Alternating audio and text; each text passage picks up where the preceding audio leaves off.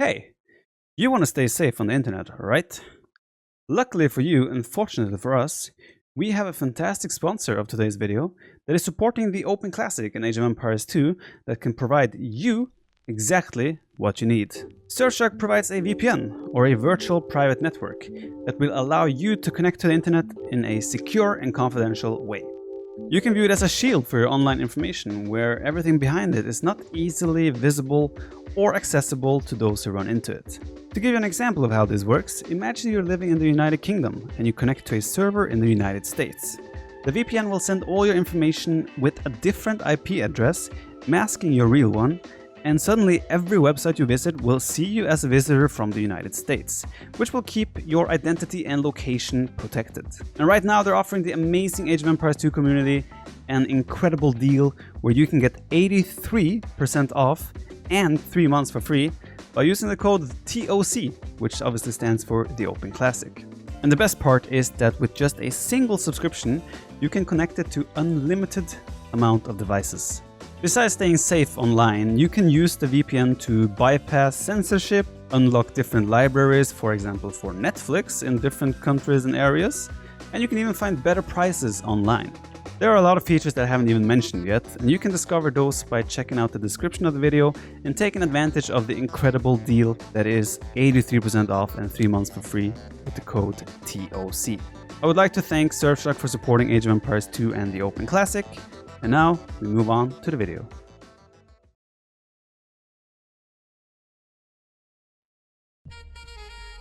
Hello guys, and welcome to the Open Classic final day.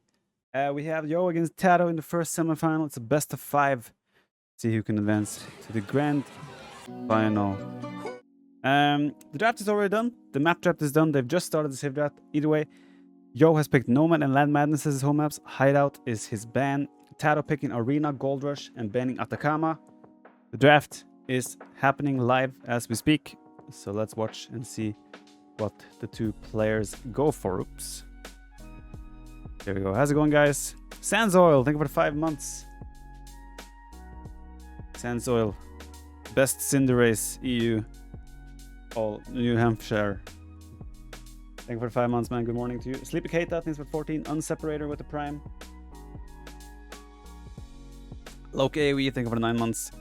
FJ Evanist with the 20 months. Don't turn into Man United.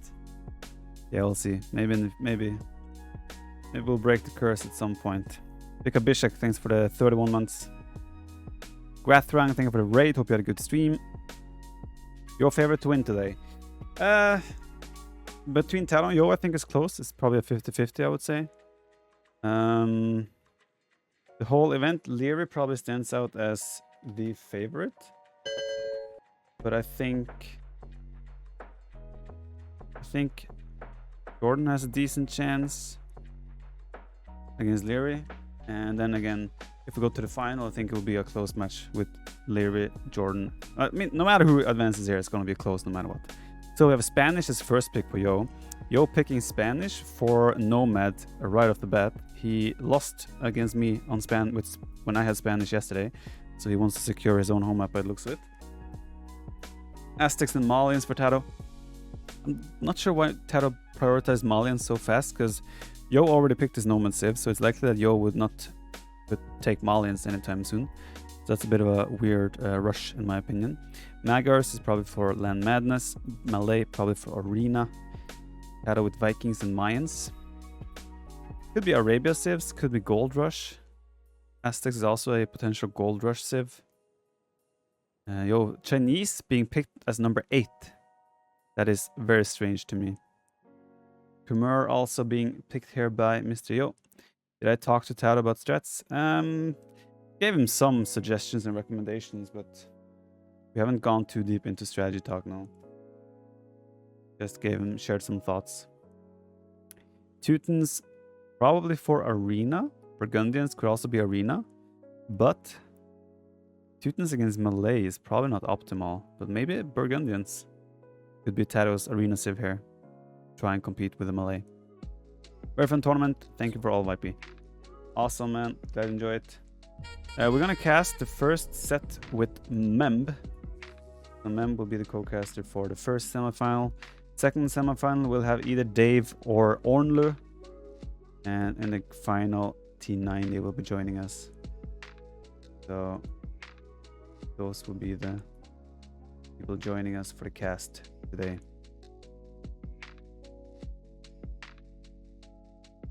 Incas is the last Civ of Yo here.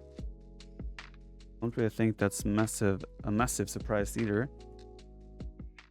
So I think TaToH will go Teuton's Land Madness to play Pikeman Knight against the Berbers, have that extra melee armor in Castle Age. And then he's probably going to go Burgundians for Arena. That will make a lot of sense based on his draft. And these options, Aztecs Mines for Arabia, Aztecs Mines Vikings are options for Gold Rush, Malians for Nomad. Yo, however, Spanish Nomad, Maggers, Land Madness, Malay Arena, Chinese Arabia. Wait. Yeah, and then Khmer could... I guess Chinese could be Gold Rush as well. Yo Civs are... But Yo had Khmer for Gold Rush against the Max, so maybe he's thinking in that direction. Let's see if we can get Memb in here. Hello? Hello, Viper. You hear me properly? Yeah, one second. Keep talking, please. Do you hear me good or not? I hear you good, yeah. All good. Nice. I have put the microphone a little bit farther, you know, because since I usually scream a lot, then you and your viewers gonna be relaxed today. You scream? I didn't know. Okay. Oh, we are in the game already, right? Yeah. Game has begun. Let's go. Did you assume you checked out the draft? Yeah, I've been checking the draft, and I wanted really to discuss with you. I don't know if you said already for your viewers, but I think TaToH is like 0.5 ahead already. I love the draft he got. I like his draft as well, but I am so surprised that Chinese was picked. Like, Chinese was the 8th pick. So that is super surprising. Chinese normally considered maybe the best Civ on Arabia, and then they picked it as number 8, which is very surprising. China is not having a really good result because in most of the cases it's being played against Aztecs or Mayans, and the Meso Civs are definitely taking the lead there. Yeah, but I would still say historically that Chinese historically is better than both those Civs. So I do agree they've not had that impressive results so far this tournament, but normally speaking, Chinese should come ahead for the most part. But yeah, we have Mayans for TaToH here in the red color. We have Yo in the blue playing as the Chinese. And some laming going on right away. Oh, I don't know if I am live completely. Oh, I think I need to catch up a little bit. Oh, I'm not. Yeah, I'm at 3:45. Yeah, I will be there soon. So TaToH actually pulling off the lame. He's taking 2 sheep from Mr.Yo. When you are able to lame Chinese as well, it's even better because Chinese already have a little bit of an awkward start with starting with extra villagers and not starting with any food in the bank. So stealing 2 sheep, big win for TaToH here. He also caused some idle time on a villager. So TaToH off to a great start so far. Yeah, I'm checking the idle time, and usually the maximum that you want to get is like 24, 25. He's already on 34 seconds, so idle time, no sheeps at all. And the map, what do you think about the map for Mr.Yo? Because, well, he has 1 secondary goal at the back that can save him. Otherwise, the other 2 goals were terrible. Yeah, quite an open map for Yo, but Yo usually is very good at like securing his map one way or another with some smart walls. So I'm sure he will have no problems doing that this time as well. Currently, Yo, I don't think he hasn't found his second boar either. So he's already like the first boar has run out, and he just now found his second boar. So the food economy here opening for Yo is going to be very awkward, very not smooth, you can say. Even though he has pushed a deer and probably will push another few, I think TaToH has had a way better opening so far. Yeah, and I really love also the Mayans. Remember, guys, the Mayans resources last longer as well. I mean, we have seen many gameplays with the Mayans, like going classic arches. What do you think is better to go a fast opening, or maybe trying to go for a draft transition into fast castle eagles, or is too risky with this map? I usually don't like to go eagles with Mayans. And the reason Aztecs eagles are so strong is also because of 15% faster production on military buildings. I think it's 15%, not 100% sure, but either way, that combined with the better farm economy of Aztecs is kind of what makes the eagle play so strong with Aztecs. Mines don't have the same kind of power spike when it comes to eagles. And then mines have the bonus with cheaper archers, so you kind of it's more natural to go the ranged path with mines, but eagles are an option. And either way, I think it always depends on how the game is playing out, right? You want to commit to one opening and kind of go for that, but I don't think there is one right or wrong way to play it. Anyway, TaToH is usually more applied to go more standard, no more meta. And yesterday we watched it also TaToH with the Mayan versus TaToH. I watched those games, and he played more like as soon as possible 3 TCs. Didn't make that much army, and then he dropped a castle as soon as he could, and then he destroyed an Imperial. So Yo is on the way to fuel age here, slightly faster than TaToH.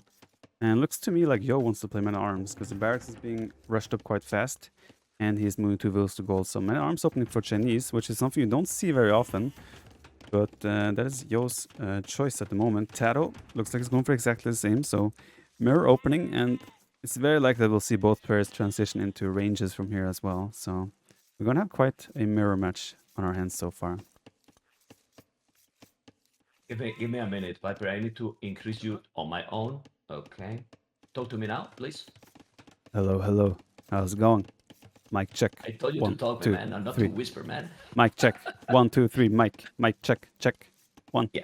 Check. Mic. Hopefully now is better. Is much better here. I think Good. people is now listening you here in my channel as well. If there's no 1080, then refresh Well, pillaging. There should be the huge 1080. walls here from TaToH, kinda expected, and he's going with the 3 militias, trying to wall everything on the right side. But they are going to meet. They are going to meet already in the middle, all the militias. But he TaToH? missed those, and now you're gonna take one. TaToH, well, a small advantage already for him.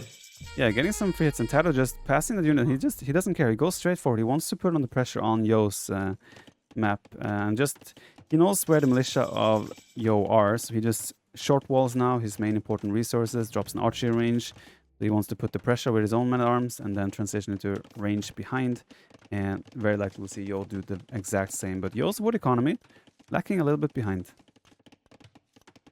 Okay, we can see how Mr.Yo is already with the men at arms, getting closer to the wood line. Not gonna make any damage. Everything is just completely wall. But also we see how TaToH is trying to make the same, but not so efficient walls here from Mr.Yo. But obviously didn't lose anything. Has the archery range close to the TC, and now he's walling the goal. Not so much damage so far. Use a little bit of idle echo, Viper, but pretty close still now. Nothing really going on at all.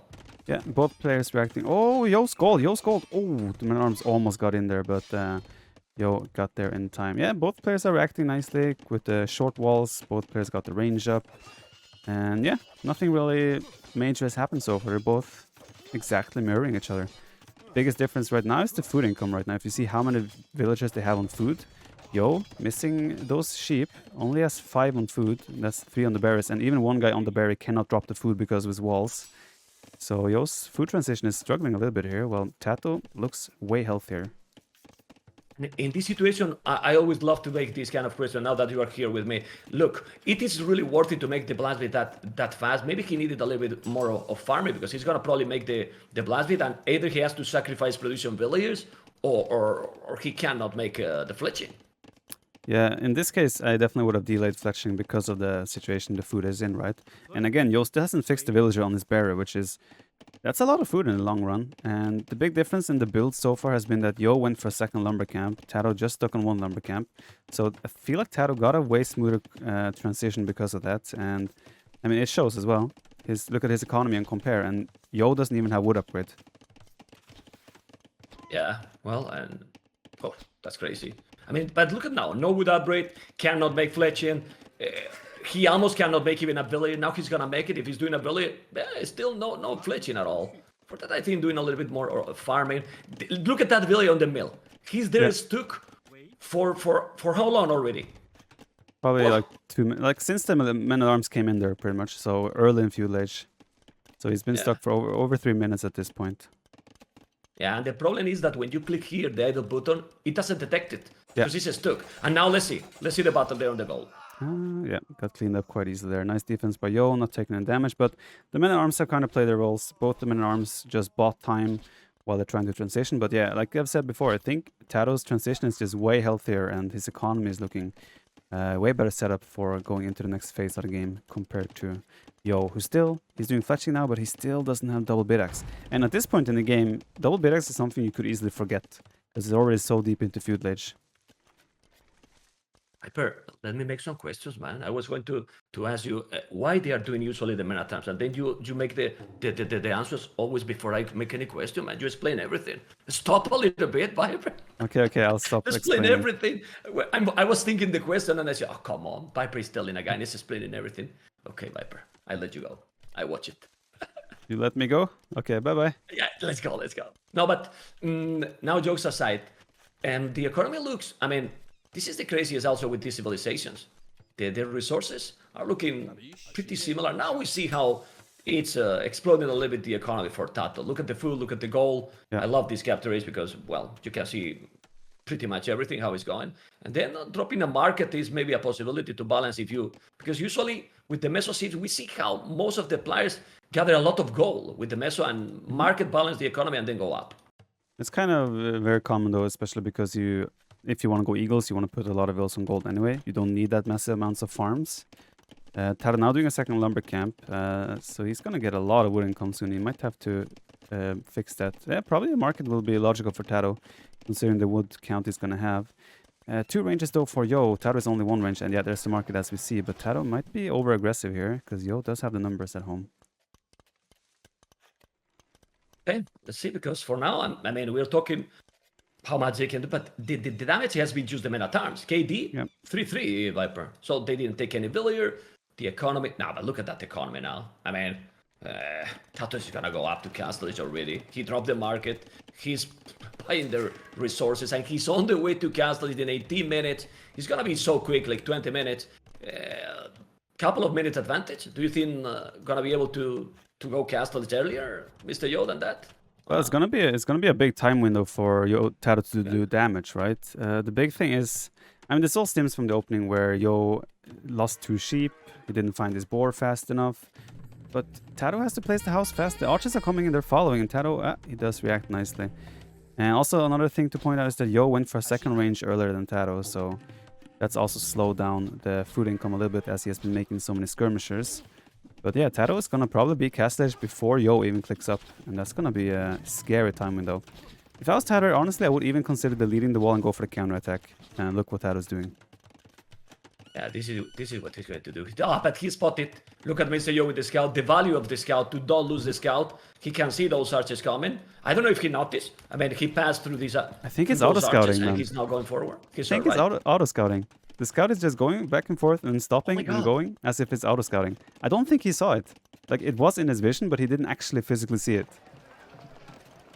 Okay, well, the archers are about to be there, and he doesn't have a tower there. He doesn't have really anything. He's 30 seconds only. In 30 seconds, he's going to be in castle, and then with botkin and crossbow, maybe he should wait a little bit. TaToH is what he's doing in purpose, or he just click to the right side. Ouch! He was going to take the goal with those archers. Well, he got few skirmishes, so maybe he couldn't really do that much damage, and now going to go to the right side. But well, Mr.Yo will be able to defend. He's on the way to Castlage. And now what? Mr.Yo, more archery ranges or dropping a stable? Yo has to stick with archery ranges here. It has to be elite skirmishers or crossbows. Now, TaToH could have obviously gone straight for the gold. He would have had a nice chance there. But also at the same time, that's where Yo's ranges are. That's where it's likely that Yo's army is. So TaToH didn't want to take any fights there while he was still in feud ledge. But yeah, TaToH will have Balkan Arrow and crossbow now. And the wall will go down so fast. But Yo placing a market behind and doing a tower as well. So no matter what here, TaToH will take a lead in economy because of this, because Yo is spending all his stone now on a tower, meaning he cannot drop 2 TCs in the castle edge. But at the same time, TaToH actually sold 100 stone to go to the castle edge, so he will also have to get stone if he wants to go for a 3rd TC. But TaToH doing a very important upgrade there, which will be ballistics, and that's going to be finished before Yo is in the castle edge. So that's a lot of potential to do damage and micro with the tech advantage. I know the other time. Look at now. He's like 5 billions. Another market that he's probably not gonna finish, but he's spending more stone. Obviously, he has 700 gold, so he can buy resources. It's a lot of other time. And where's the military from Yo to try to stop those? He's coming now behind. He's doing all the arbrace, botkin, crossbow, list skirmishes, TaToH, which I love the TaToH, which early on. But in this situation, he obviously knows where his military is with hill advantage right now, and he will try to trap him. He might lose everything now, TaToH, the Viper. I really disagree with what TaToH is doing now. Like, he just sits on the hill, right? Yeah. He had the time still to be active with his units, to micro, use the ballistics, but he just placed his army on the top of the hill, and now he's making town centers. TaToH could have done way more with his army, but now Yo is going to just clean it up, and suddenly after this fight, Yo is going to have a massive military advantage, and then Yo can start putting a forward siege workshop and applying a lot of pressure. I feel like TaToH really misused his Castle Age army here early on. He's going to take a great eco lead, by all means, but I feel like there was so much more potential there. And usually Mr.Yo feel comfortable with this kind of situation to go aggressive. It's true that right now he just bought it a stone. He bought it another one. He has bought 200 stone, also wood. He balanced the economy. Now he has no villages on gold because the crows are using the main goal.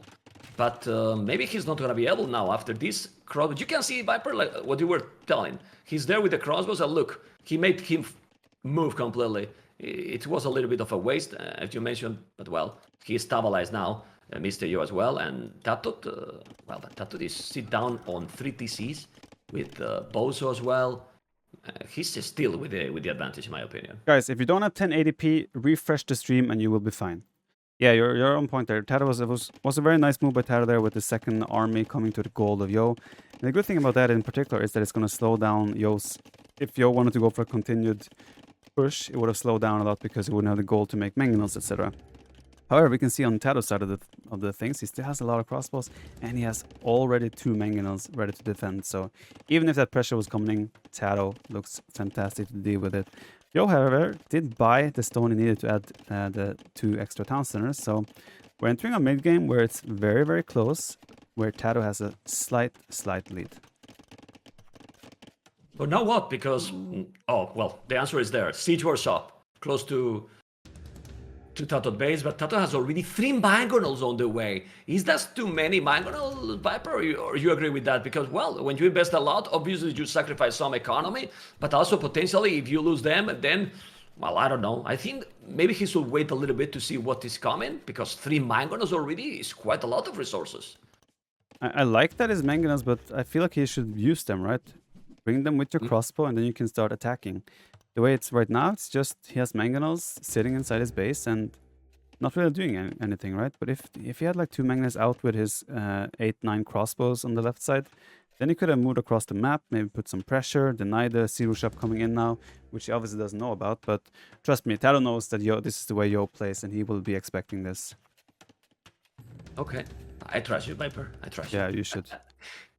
Okay, siege workshop. Now trying to break there. If we check now with his point of view, with Mr.Yo point of view, he cannot see the siege workshop, but he can assume that he's gonna be there with the siege as well. So for that reason, he has those military. He's gonna probably drop an outpost with that villager. There you go. The outpost is coming, and ballistic now for Mr.Yo. Do you think Mr.Yo will add also a stable when he gather, I don't know, like 30 something farmers, or he will keep villager down, or he will keep with this push? I think for now he will keep with the push, but TaToH is the one who's making the tech switch. TaToH is doing Eagle Warrior and dropping 2 extra barracks. So TaToH is making the tech switch with 2 Eagles, and I kind of like this move because if he was trying to go greedy, go to Imperial Age, he would have potentially put himself under a lot of pressure. But what he's doing now, he's going to prepare an army that can clean sweep everything Yo has and in one go, and then TaToH has full control of the game from that point. A lot of this will come down to Mangle and Micro for now, but TaToH still making the switch, and he has a great economy to do so. Okay, he can do it, but the economy for Mr.Yo is looking great. I don't think that he's gonna try transition directly to him, because like you said, if TaToH is now doing a lot of eagles with also 13 archers he has and all the siege, he might push Yo completely back. So maybe Mr.Yo should do definitely something else.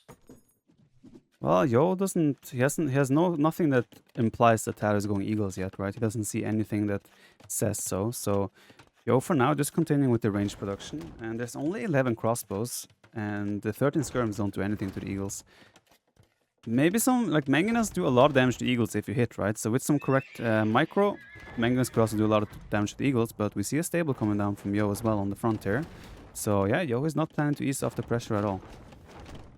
But I really like what he's doing now, TaToH. Look at TaToH with those arches, with the counter-attack. Let's see if he can really do a lot of damage. Those arches are not yet in the range, in the POV from Yo. Now Yo is going to be able to see them, but let's see, because he can catch up many villagers. If TaToH... No, but don't hit the house. Go to kill the archer. Kill the villagers. Yeah. You see, I mean, he's telling Mr.Yo, hey, I'm coming. Indeed. Ouch. TaToH with a bit of a mistake now. He wants to repair the town center, but he doesn't have any stone in the bank, so he cannot repair yet. He just dropped some stone from the mining camp on the left side, though, so he does have the stone now. And this is the first time TaToH will show the eagles. TaToH has 4 mangonels and eagles, and he's going to start taking the trades. 1 mangonel down for Yo so far. Looking very good for TaToH here. Yeah, this is going to be great. He's going to clean probably all the mangonels. Now he take 1 for 1 in that one. He's going to try to kill another. All the mangonels going down. But Viper, then is when we can see how good China can be as well. Look at Mr.Yo economy. He's clicking up to Imperial already, and he can drop a castle. Now I believe that Mr.Yo will drop the castle at home. Probably he wanted to come here forward, but obviously thanks to that TaToH transition with those eagles, he's pushing him back. And TaToH balance his economy with the market on the way to Imperial as well. It can be closer game at the moment. Look at the time up, but the transition to Imperial, in my opinion, at this point should be better for the Mayans. Way better. Yo is going for multiple stables now in the back of his base, because he needs to find a way to counter the eagles. The issue for him is, though, that he only has 26 villagers on food, and that's not enough to go for a big cavalry play. And he's trying to drop a castle in the center of the map, but he's sending 10 villagers forward now, but TaToH has eagles around, so this could very well be what we like to call a doubt castle, but yeah, Yo thinks twice about it and makes a safer castle instead. And I have to point out, TaToH did an amazing move on the left side there with the crossbows. He obviously knew that Yo was in skirmishes to deal with that, so TaToH sent 4 eagles as well to help out get those crossbows out alive. That was a great move. But yeah, I feel like TaToH is just in a really commanding position right now. Yeah, the mobility also that it gives you those eagles, how cheap they are, 20 on food, 50 on gold, still coming with the eagles and archers. He forced Mr.Yo to move back. He's losing more villages as well. TaToH has killed already 9 villages, but it's not only about that. A lot of idle time. Look at those villages in the main goal, how many times he went back and forth, and they are not even working. Almost half of the game. Yeah, and TaToH can keep applying pressure on that. And Yo, I mean, he only has the secondary gold in the back, and that only has like 1,000 gold left. So Yo is soon going to find himself struggling for any gold income if TaToH keeps the map control. And at the moment, again, Yo is making knights, but the numbers aren't there. And TaToH already has 23 eagles. Yo has only 3 knights, and he's trying to go cavalier. Elite eagle upgrade might be enough to just finish the game here. TaToH is looking fantastic. Yeah, he's going inside now with so many eagles, the crossbows. This would be a miracle here for Mr.Yo to be able to get the game. He's still doing more stables. The cavaliers might be great, yeah, but as you say, how many resources you need to make them elite eagle warrior? And imagine when TaToH drop a castle he doesn't have yet. Those eagles are, I always say that those eagles, the Mayan eagles, are like 1.5 unit. I mean, 100 HP Viper is insane. Yeah, for sure. TaToH playing it safe. He goes in, does a little bit of damage, and then he just moves his whole army back again to make sure he doesn't take a bad fight. But honestly, he has enough numbers here that there's no chance he will ever take a bad fight as well. Elite Eagle is going to kick in as well just as he started fighting here, and TaToH will get an amazing trade here. Nice use of the crossbows as well to hit the knights, and I don't see, honestly, I don't see what Yo can do from here. I know what he can do. Alt F4. Exactly. He can resign, Viper, because man, 98 villages. Thank you. Just see him and Stradamus is on point, Viper. I mean, I didn't want to say, but nothing else he can do. I mean, TaToH has played an amazing game, didn't take any risk, and in my opinion, this is the Mayans' power. Yeah. Seriously. He got away with the successful lame as well, which Yo had to spend a lot of time with his scout and a villager chasing that eagle that was laming, which meant he didn't scout his boar as well fast enough. And all these small things that happened in the early game just slowly transitioned into a way better situation for TaToH. Even just men-at-arms, right? TaToH walled his resources, Yo walled his resources, no one lost any villagers. But even that berry villager that was stuck for 3, 4, 5 minutes wasn't collecting food for a long time, and the economy for TaToH was just way better throughout the game, and I really liked the eagle transition he made in late Castle Age, because if he didn't do that, he might have struggled a little bit with pressure, but that eagle transition just gave him everything he needed to fight back in one go. And then behind that he was floating like almost 2,000 wood, so he could easily balance his economy to buy his way to Imperial Age as well. And I mean, if you look at his resources now as well, he almost has 3,000 wood. That was kind of out of control, but yeah, very well played by TaToH. Nicely done. Obviously, I'm not gonna hide it. I'm cheering for TaToH. He's my teammate. I'm not sure what you're feeling. Obviously, TaToH is Spanish and you're Spanish, so maybe you have a little bit of bias there as well. But I will be the biased one. You will have to be the neutral one. So just so that's clear. I never cheer for any player. I never cheer for any player. Do you believe that? No.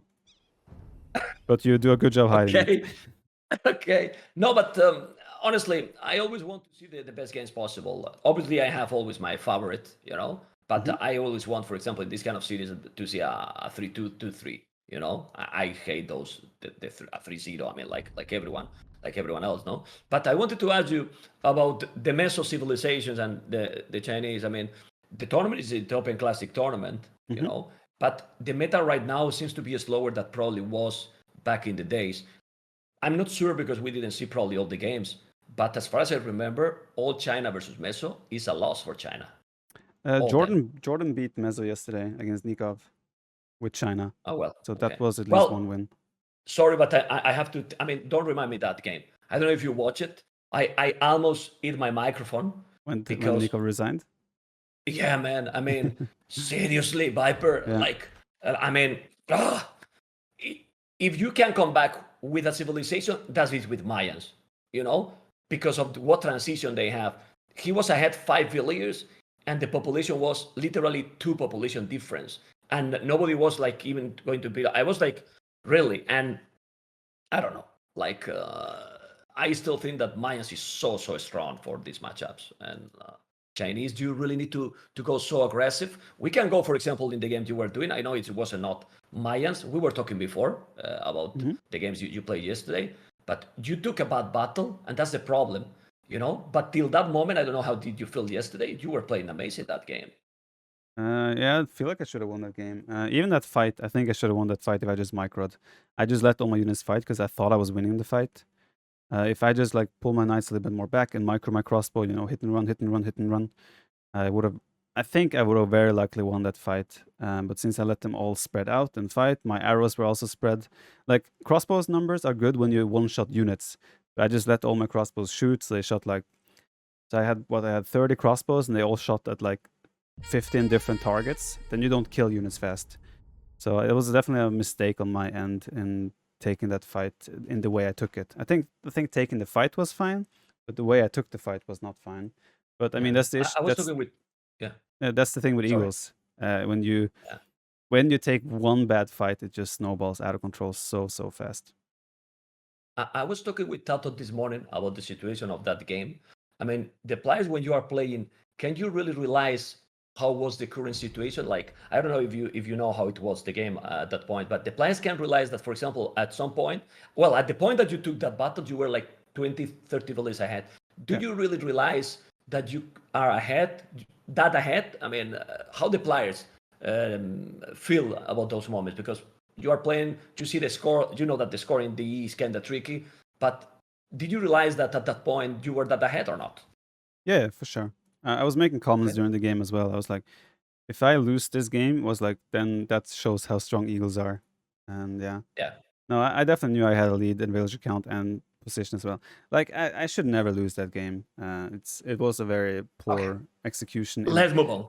Yeah. No, I think I played very well, but I think I took one bad fight, and that's enough. But yeah, we have a game. Yeah, let's go. I was about to tell you that, but we are in Nomad, and we have Malian TaToH, Spanish, Mr.Yo. In this one, would you prefer? Because we all know that Malians has pretty much like Persians, you know, the discount, though it makes you make the dock and then efficiency right away. But we have seen how crazy strong are Spanish. Also, you saw yesterday how strong they are with the Kongs and everything. What do you prefer for this matchup? The thing with Kongs is that there's like Spanish also get quite a good start these days because they will just build the TC so fast, and so you're not necessarily that far behind, even though the other guy can get efficiency right away. So yeah, Spanish don't have a bad start, and then when you have that, like the castle is almost guaranteed to go up because the villagers build so fast, and then you get those Kongs running around on a map like this where like to take gold and stone and wood and food, whatever, you have to kind of spread your economy. You cannot really wall as easily as you can on other maps. So Conquistadors just have so much more potential on a map like this, where economies are super fragile, and then there's usually one castle drop followed by another one a couple of minutes later, and it's the same as with, you can view it similar to Eagles. Even though he has a worse economy, the power of the unit just makes a snowball so strong. So Spanish are super scary, but I still think it always depends on how fast the castle comes up, how the water fight is, how close the docks are, and yeah, how fast the conquistadors pretty much get going. Wanted to talk to you about the Spanish bonus. Do you really think the Spanish village should build the buildings faster? I'm a Spanish as well. You know, TaToH. How many people from Spain you know? Do you think that bonus is really accurate for Spanish people? For Spanish? I'm not gonna pretend that I know history, so I cannot really comment on that. I'm sure you will have a better idea. Is there anything in the Spanish history that implies that you guys build faster? Come on. I mean, you have seen TaToH in NAC, for example. TaToH was playing and sleeping. Playing and sleeping, for example. Sorry for TaToH, I love him, but you know, I mean, we don't make anything fast. So you should build slower, is what you're saying. Of course. I mean, we need 4 villages to build the TC. Okay. Seriously, man. Not even joking, man. You don't know the word siesta? I'm sure that there's a lot of people in your channel that know. Yeah, I know siesta. Or Spanish trade. I mean, Spanish economy bonus trade. I mean, the developers in this bonus, and I'm a Spanish myself, disaster Viper. Sorry to say. I think TaToH told me once that even in Spain there are malls, like centers where you can buy everything, that have siesta stations. Like if you go to I think that's a little bit too much, you know. But no, but like if you go to a mall, a big shopping mall, for example, that there are places there where you can go and have a siesta. Not in my city. Not in your city, okay. In my city, it's not like this, you know. We prefer still going to house, you know. Okay, yeah, makes sense. But anyway, jokes aside, now for the location, when you go to select, because I don't know how much you explain about Nomad, because for me Nomad is one of the hardest map. Or you think the lag is really a factor to take in consideration in this map? I think the changes we made for this Nomad map helped a lot. It's probably not easy to notice when you're watching, obviously, but what we did to this map was pretty much make sure that no villager can spawn next to the water. And that also helped with keeping the distance between the 3 villagers roughly the same for both players, and then also no villager spawning next to the water. Like you could have a Persian player spawn with 1 villager on the shoreline, right? Then you just drop a dock, drop a house, and you're good to go. While the other player spawns super awkwardly and like far away from the water. And that is one of the things that it makes Nomad really unfair, because then a Persian player gets such an insane start. So yeah, what we did was force a minimum distance between villagers and water, and try to make the villager distance for both players the same. So I think this Nomad is probably the best possible way to make Nomad fair that we have seen so far. But historically, Nomad has been a very luck-based map. Yeah, I mean, I remember maps back in the days also with all the gold in the north, and then in the south nothing, and maybe 1 to a stone. I mean, stuff like this, and that was terrible, obviously. But anyway, we see how he's doing the loom. When you are doing the loom, you usually want to go up. No, so I don't know why he did the loom. Maybe it's, if he's gonna send some villain and gonna get some build war. Don't want to, because you want to avoid the loom as much as possible, I believe. But he did it already. Minor detail. Well, he was missing the second building. That's kind of why he couldn't click up right away. So you had to finish the loom account before he could click. So yeah, it made sense to make another villager. But yeah, TaToH is already up. Yo is still a little bit away, but will surely follow soon. The question though is, has TaToH seen any indicator of where? I mean, he has a sheep scouting to the left side. Right? If you check TaToH's point of view, you can see that he lost a sheep on the left side. So he might know that Yo has a dock there, and TaToH has a villager there himself, which might make a second dock for him. TaToH also has a villager on the north, or right side rather. So looks to me like TaToH is gonna go heavy on water. He just has to figure out exactly where to commit first. The dock, and then maybe one on the left, probably, and the other. Yeah, there you go. There is one on at 3 o'clock. He's doing the dock, and probably he's gonna make another at 9 o'clock.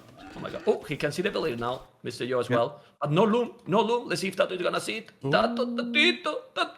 Oh, he sees it. Okay, he should wall it in, then fight, because he doesn't have loom. Wall it in. Ah, Yo spots it. Ah, too bad. Yeah. But well, that would be too much. Yo still hasn't clicked up. He has a lot of food in the bank now, and he's finally moving to gold, doing loom, building a mill as well. Looks to me like Yo wants to go straight for the fast castle. He's also walled off the whole map pretty much at this point. So TaToH will have to make sure he takes the advantage of water here, because Yo is going to go straight to Castle Edge and go straight for Conquistadors, and that is always so hard to stop. And even if he, for example, take the water, seriously, he might be in a decent time to castle it because he will get good economy. Yep. You don't stop the conks if you are 2-3 minutes behind. I don't know what you think. Yeah, that's the issue as well. Yo could even commit on like a forward castle. But if we look at Yo's scouting, he will know as well where TaToH is, because he sees the house of TaToH there. So like Yo could send 10 villagers, because there is no army from TaToH on the map, right? So you could send 10 villagers, drop a castle on his face, and that's so hard to deal with. But yeah, we see the third dock now for TaToH. And yeah, I think what TaToH should do is pretty much make 2 fire ships and then start fish booming like a madman. Okay, yeah. Well, this is what he's doing. You can see now the third dock as well. Stonewalled, TaToH know what's happening.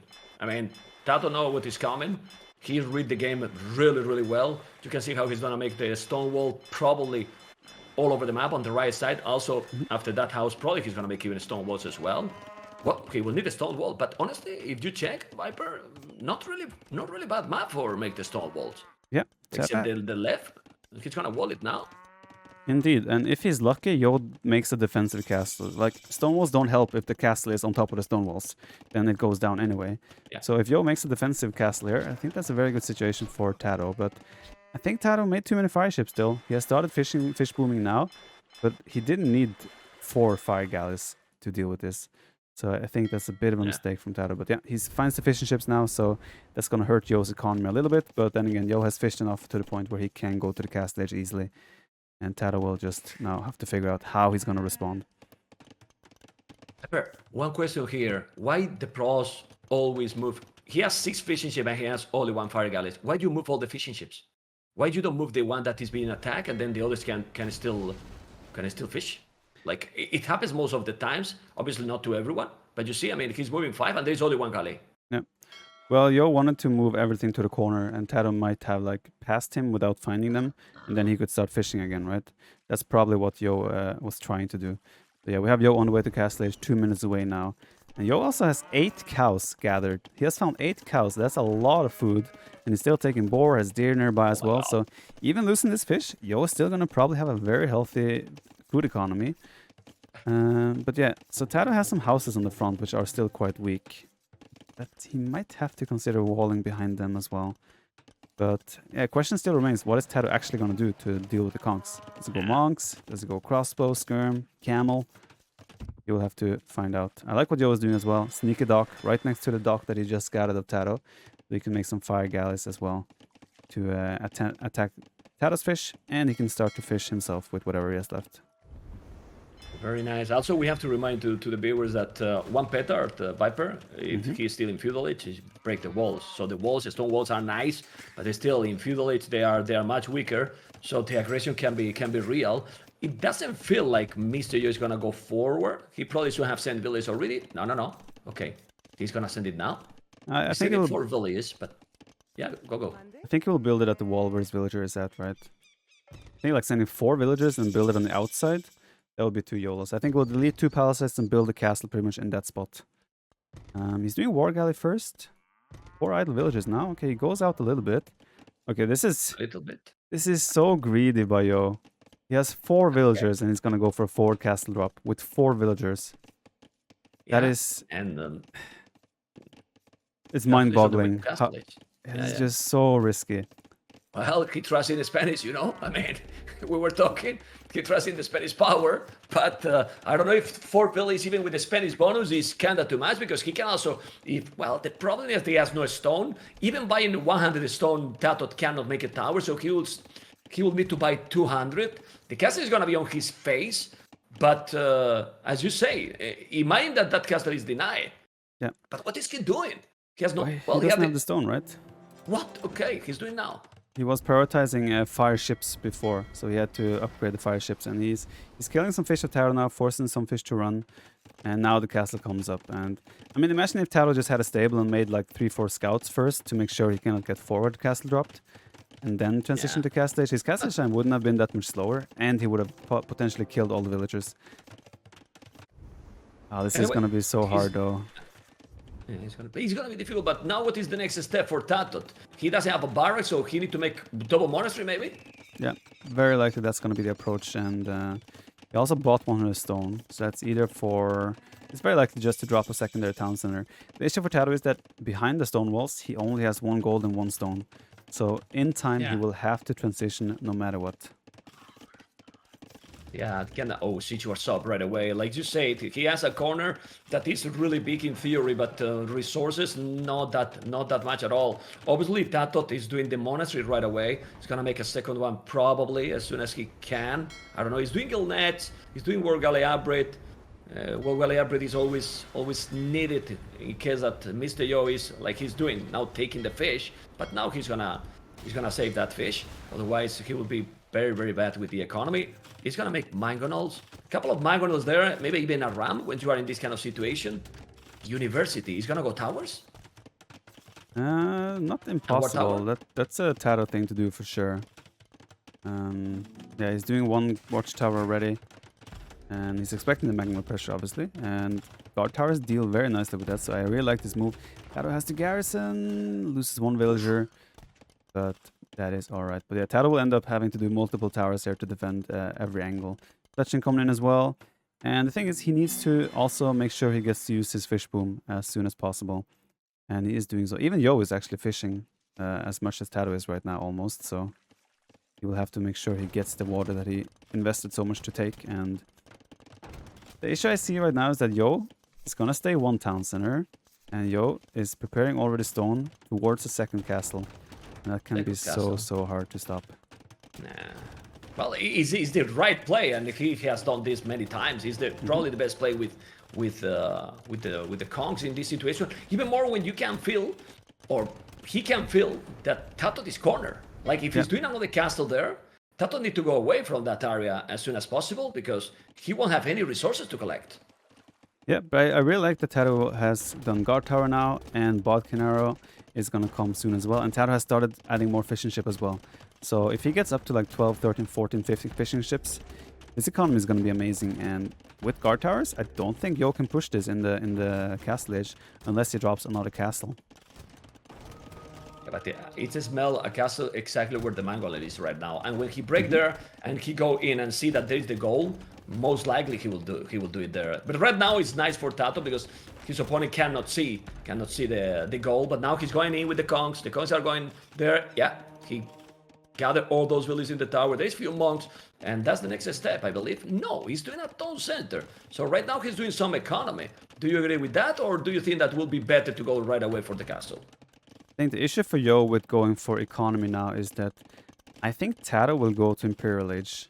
I think TaToH will take stone, drop his own castle potentially, and then just go in. But there we go. TaToH dropping a TC as well, so I was wrong. He will have to do another tower though on the left side, maybe even 2 towers to secure that area, because those walls will not last very long when there's mangonels and Kongs on top. And I still want TaToH to make more fishing ship, and he is doing that. 30 from Yo as well, so Yo is really trying to switch to economy now. Do you think redemption is option here? Because it's a way to stop those mangonels. Of course, you have to micro so well because he has a lot of Kongs, but he don't want to get inside. I mean, he's doing another tower, as you can see, but I don't know. I don't think redemption is worth it because it's so... There's not guaranteed conversions, right? So, and it's almost 500 gold for redemption. You rather want to spend that gold on maybe going to the Imperial Age if to regain some map control. I mean, that's the biggest difficult thing for TaToH right now, that he doesn't have map control and he only has 1 gold mine.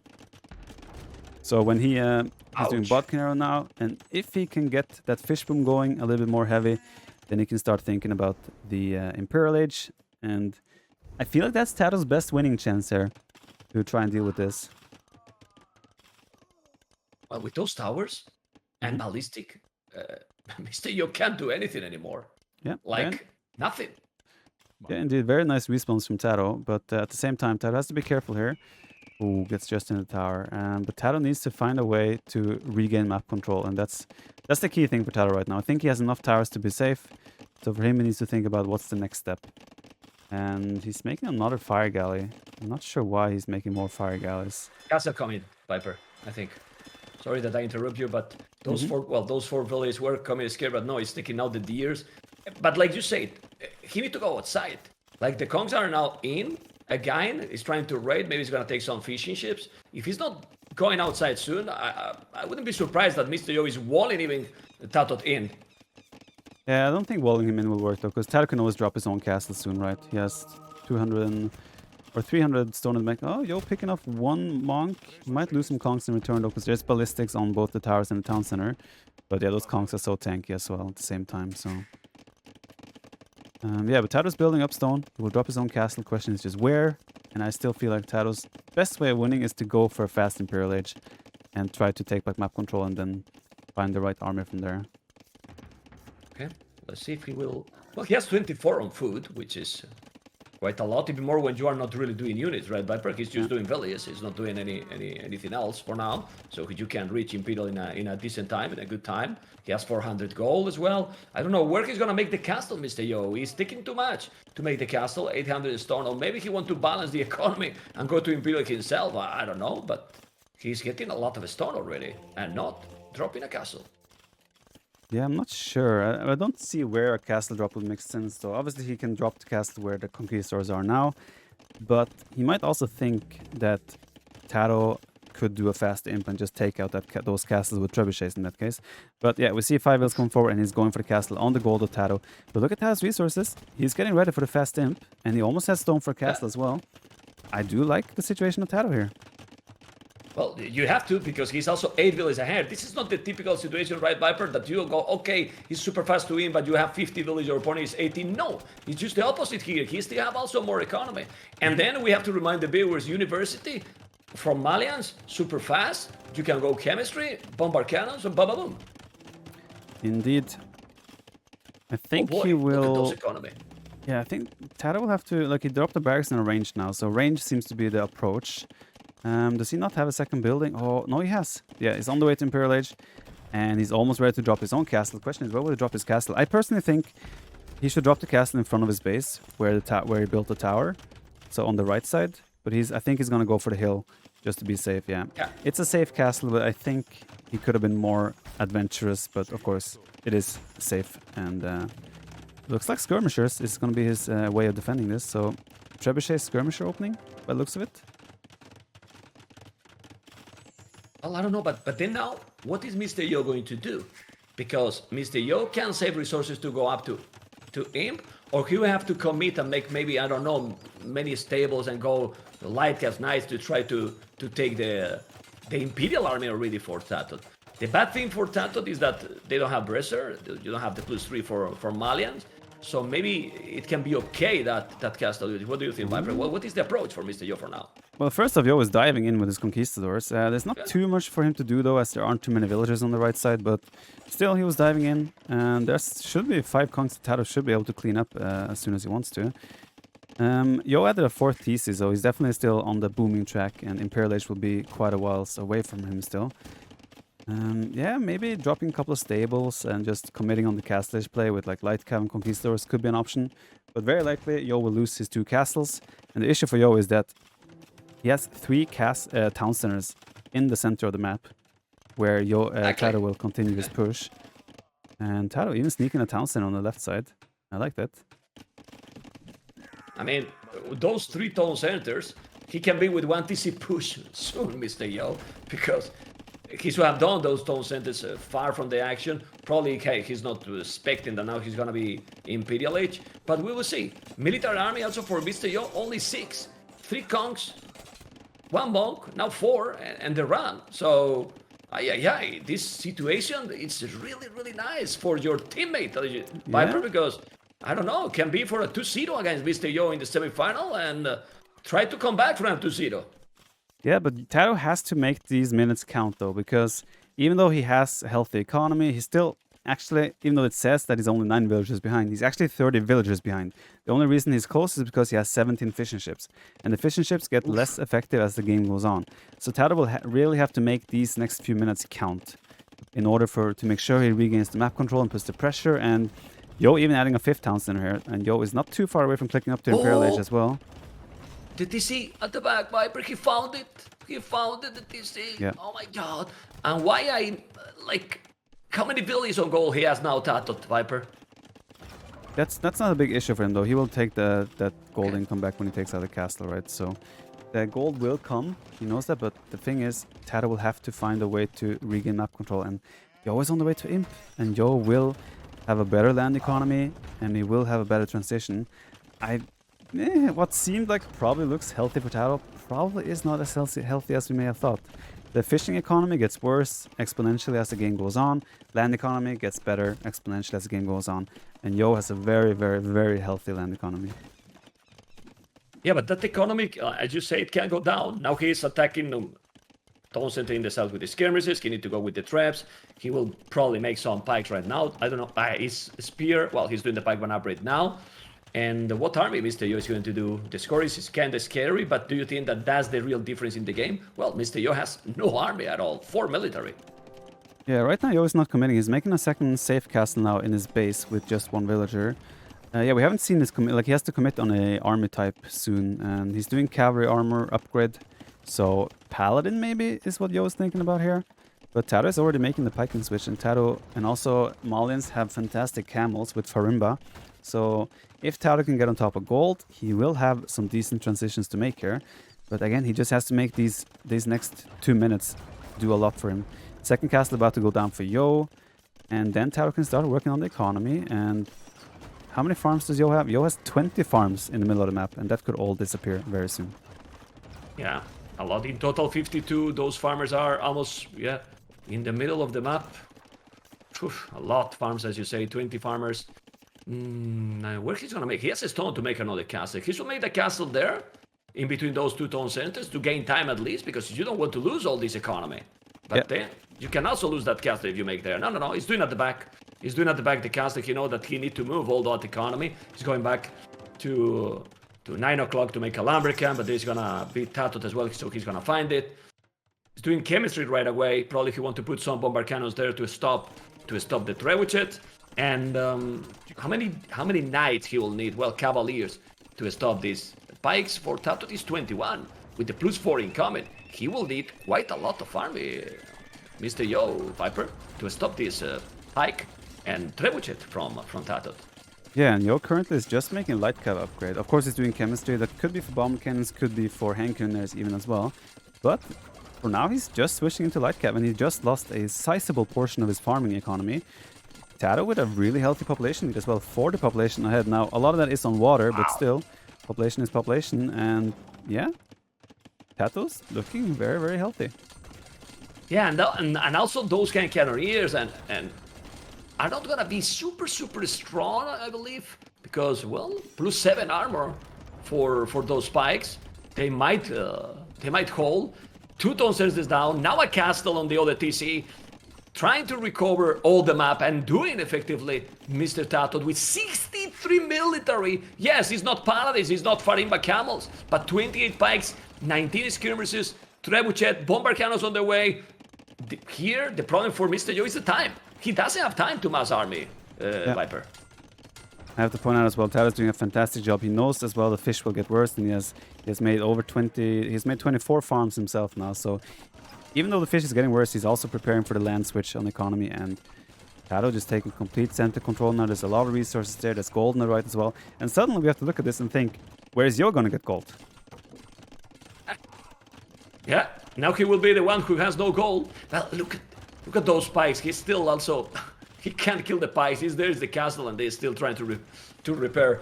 Pikes and skirmishes raiding again Mr.Yo. Mr.Yo is now migration mode activated, Viper, for the last 10 minutes. Well, and he can't really do anything at all. TaToH is playing an amazing game, and this is a game for TaToH to lose, not for Mr.Yo to win anymore. Very much so. And TaToH as well, sneaky guard tower on the top side, really like that. And yeah, he's just forcing... I mean, the map is nomad, right? So it makes sense that Yo is playing the nomadic style, but...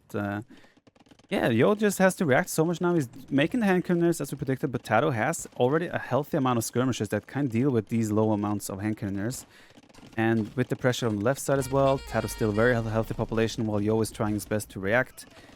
Yo trying to get some light cav raids going now, but it doesn't look like the numbers are there for Yo yet. So TaToH still has really, really, really strong position. But he has no siege on the left side, so he's kind of losing his whole arm there. Look at the pikeman trying to kill the bomber cannon, but it's taking forever. Okay, he gets it in the end, but yeah, TaToH has to be careful here that he doesn't give up too much military for free. Yeah, and now he lost quite a lot on the left. Remember that Mr.Yo is still on similar amount of villagers. The economy obviously is at the limit for Yo, but TaToH he's gonna go Arbalest now. He's doing crossbow, Thumbrian. He seems to be going for Arbalest with the Malians. That they are okay, but there's skirmishes as well. Is he still Mr.Yo here with chances to come back in this game? I think so, because he's now recovering on the left. TC, he has the trap, he has the castle. And Mr.Yo is now massing more army Viper. So maybe Yo is able to make it a comeback now. Yeah, Spanish is also one of the best civs in the game without gold. All the blacksmith upgrades don't cost gold at all, actually. And you also have fully upgraded skirmishers, halberdiers, and hussar. And you have siege ram. So Spanish is a really, really, really strong late-game 1-to-1 civilization. So TaToH, again, he might feel like he has to keep going and keep putting on the pressure while Yo has been pushed back. He's doing a good job. So Yo still struggling a bit with the food economy, and TaToH also making a longsword transition here by the looks of it. Oh boy. I do like the Arbalest play because the only thing you're missing is Bracer, which is a massive upgrade, but the Arbalest will still do a good job dealing with, for example, Handcannoners or cavalry units. And yeah, even the champion switch could be massive here, because that one will counter a lot of what Yo is doing right now.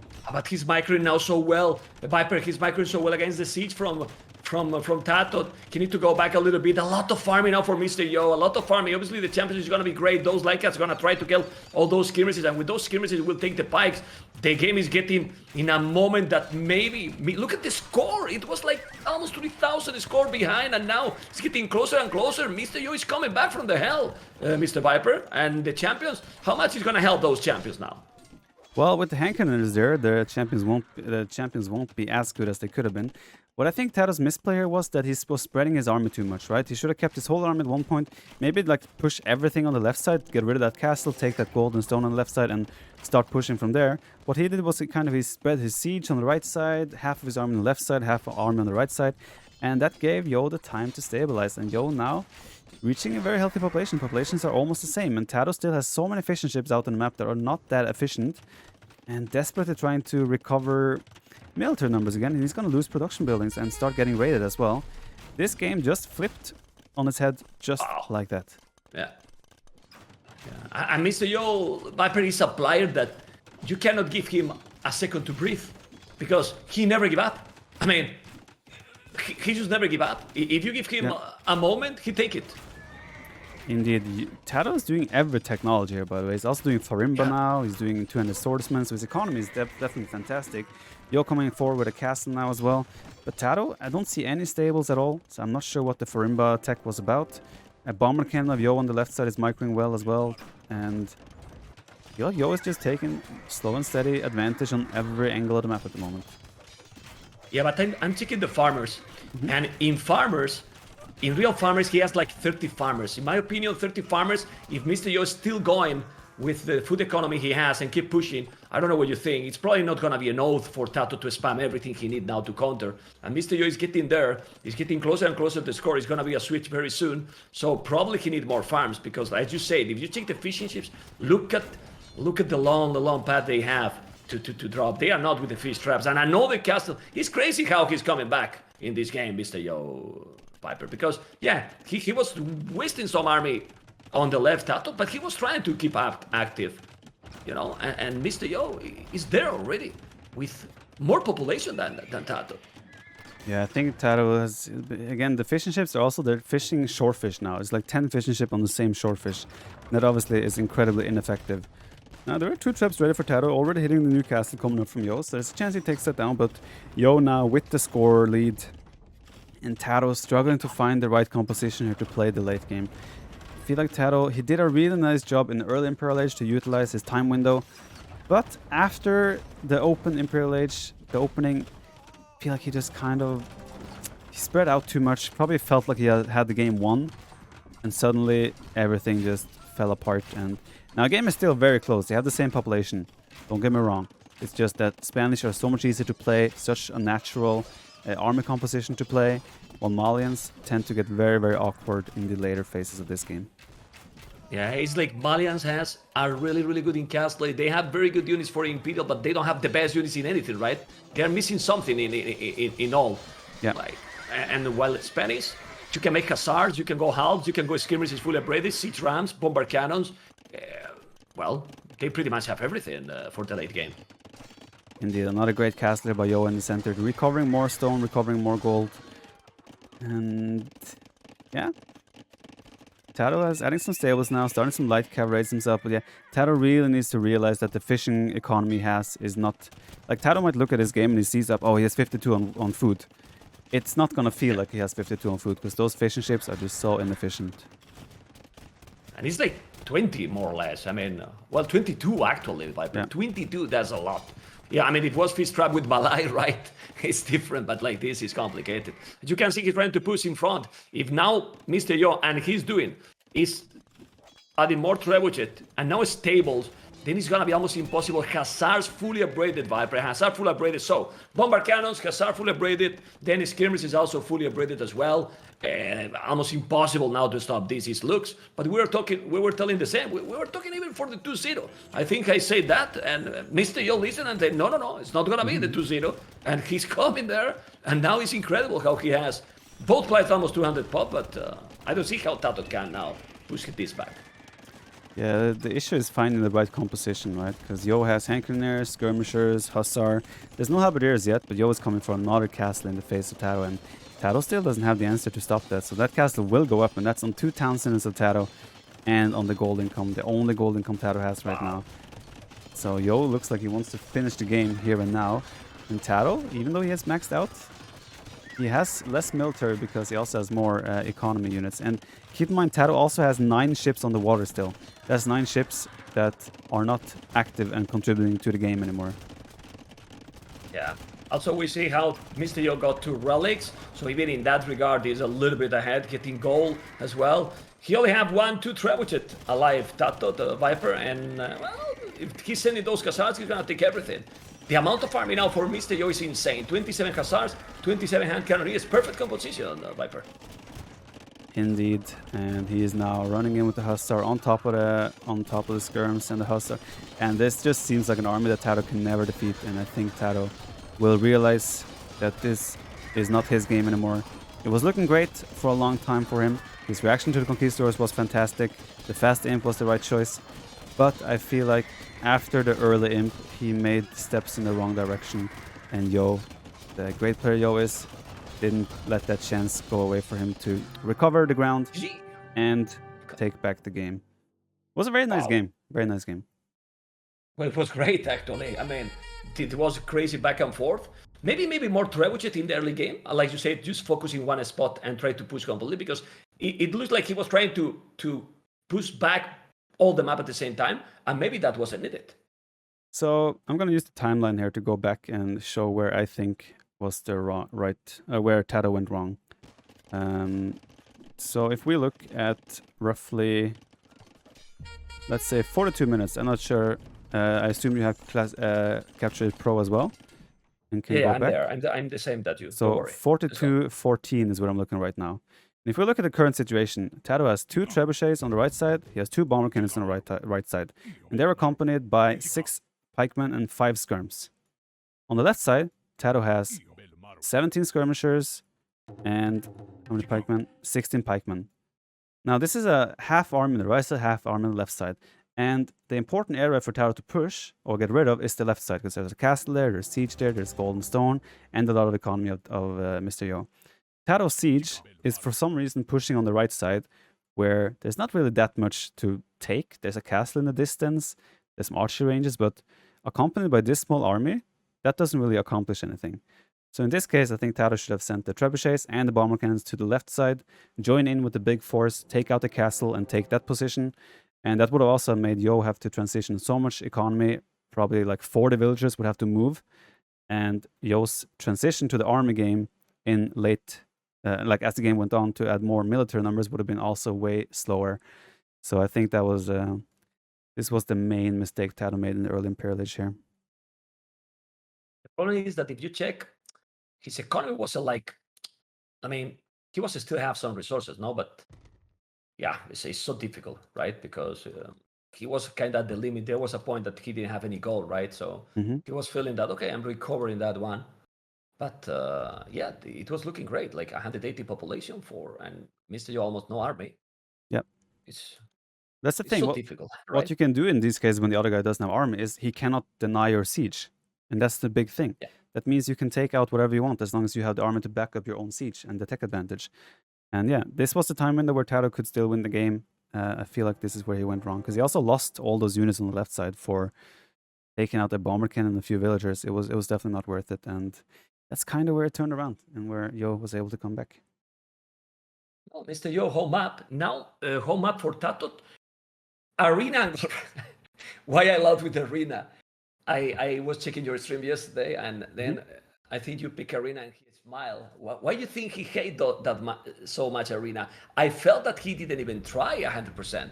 Well, did you have that feeling like it was really over when he resigned? Like he just Yes. tried one attack and then he gave up. No, it was like he went for that strategy, right? He went to heavy fight for the Yeah. middle, and then he wanted to go for the fast imp and just push me and kill me. But I stopped his push in the tracks, right? So that it was definitely over. So it was a good time for him to resign. If I was like 1 minute later to Imperial Age than I was, his push could have definitely worked. So he was going for a specific strategy, and did not work from him in the end, obviously. But it is something you see a lot with Malay on our arena, where you go for that faster imp, get the relics, faster imp, and try to push and kill. But yeah, Britain's is also a very good civ there. So You say that Malay for you is the number one in arena? yeah, I think so. Oh, okay. But people was telling in late game, there's no way Malay can beat Britons. Do you agree with that? No.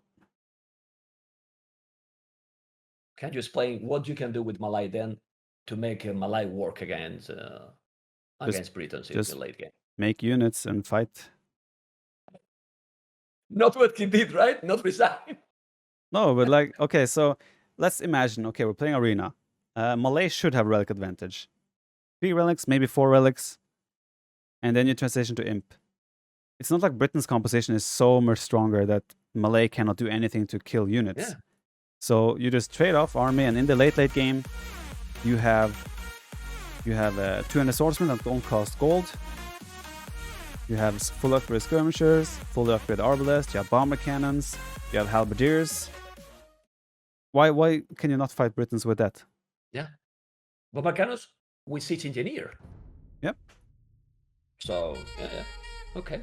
So I don't know what is gonna be the next map. I'm refreshing, but I don't see yet the map. Gold Rush. It's Gold Rush. Yes. Okay.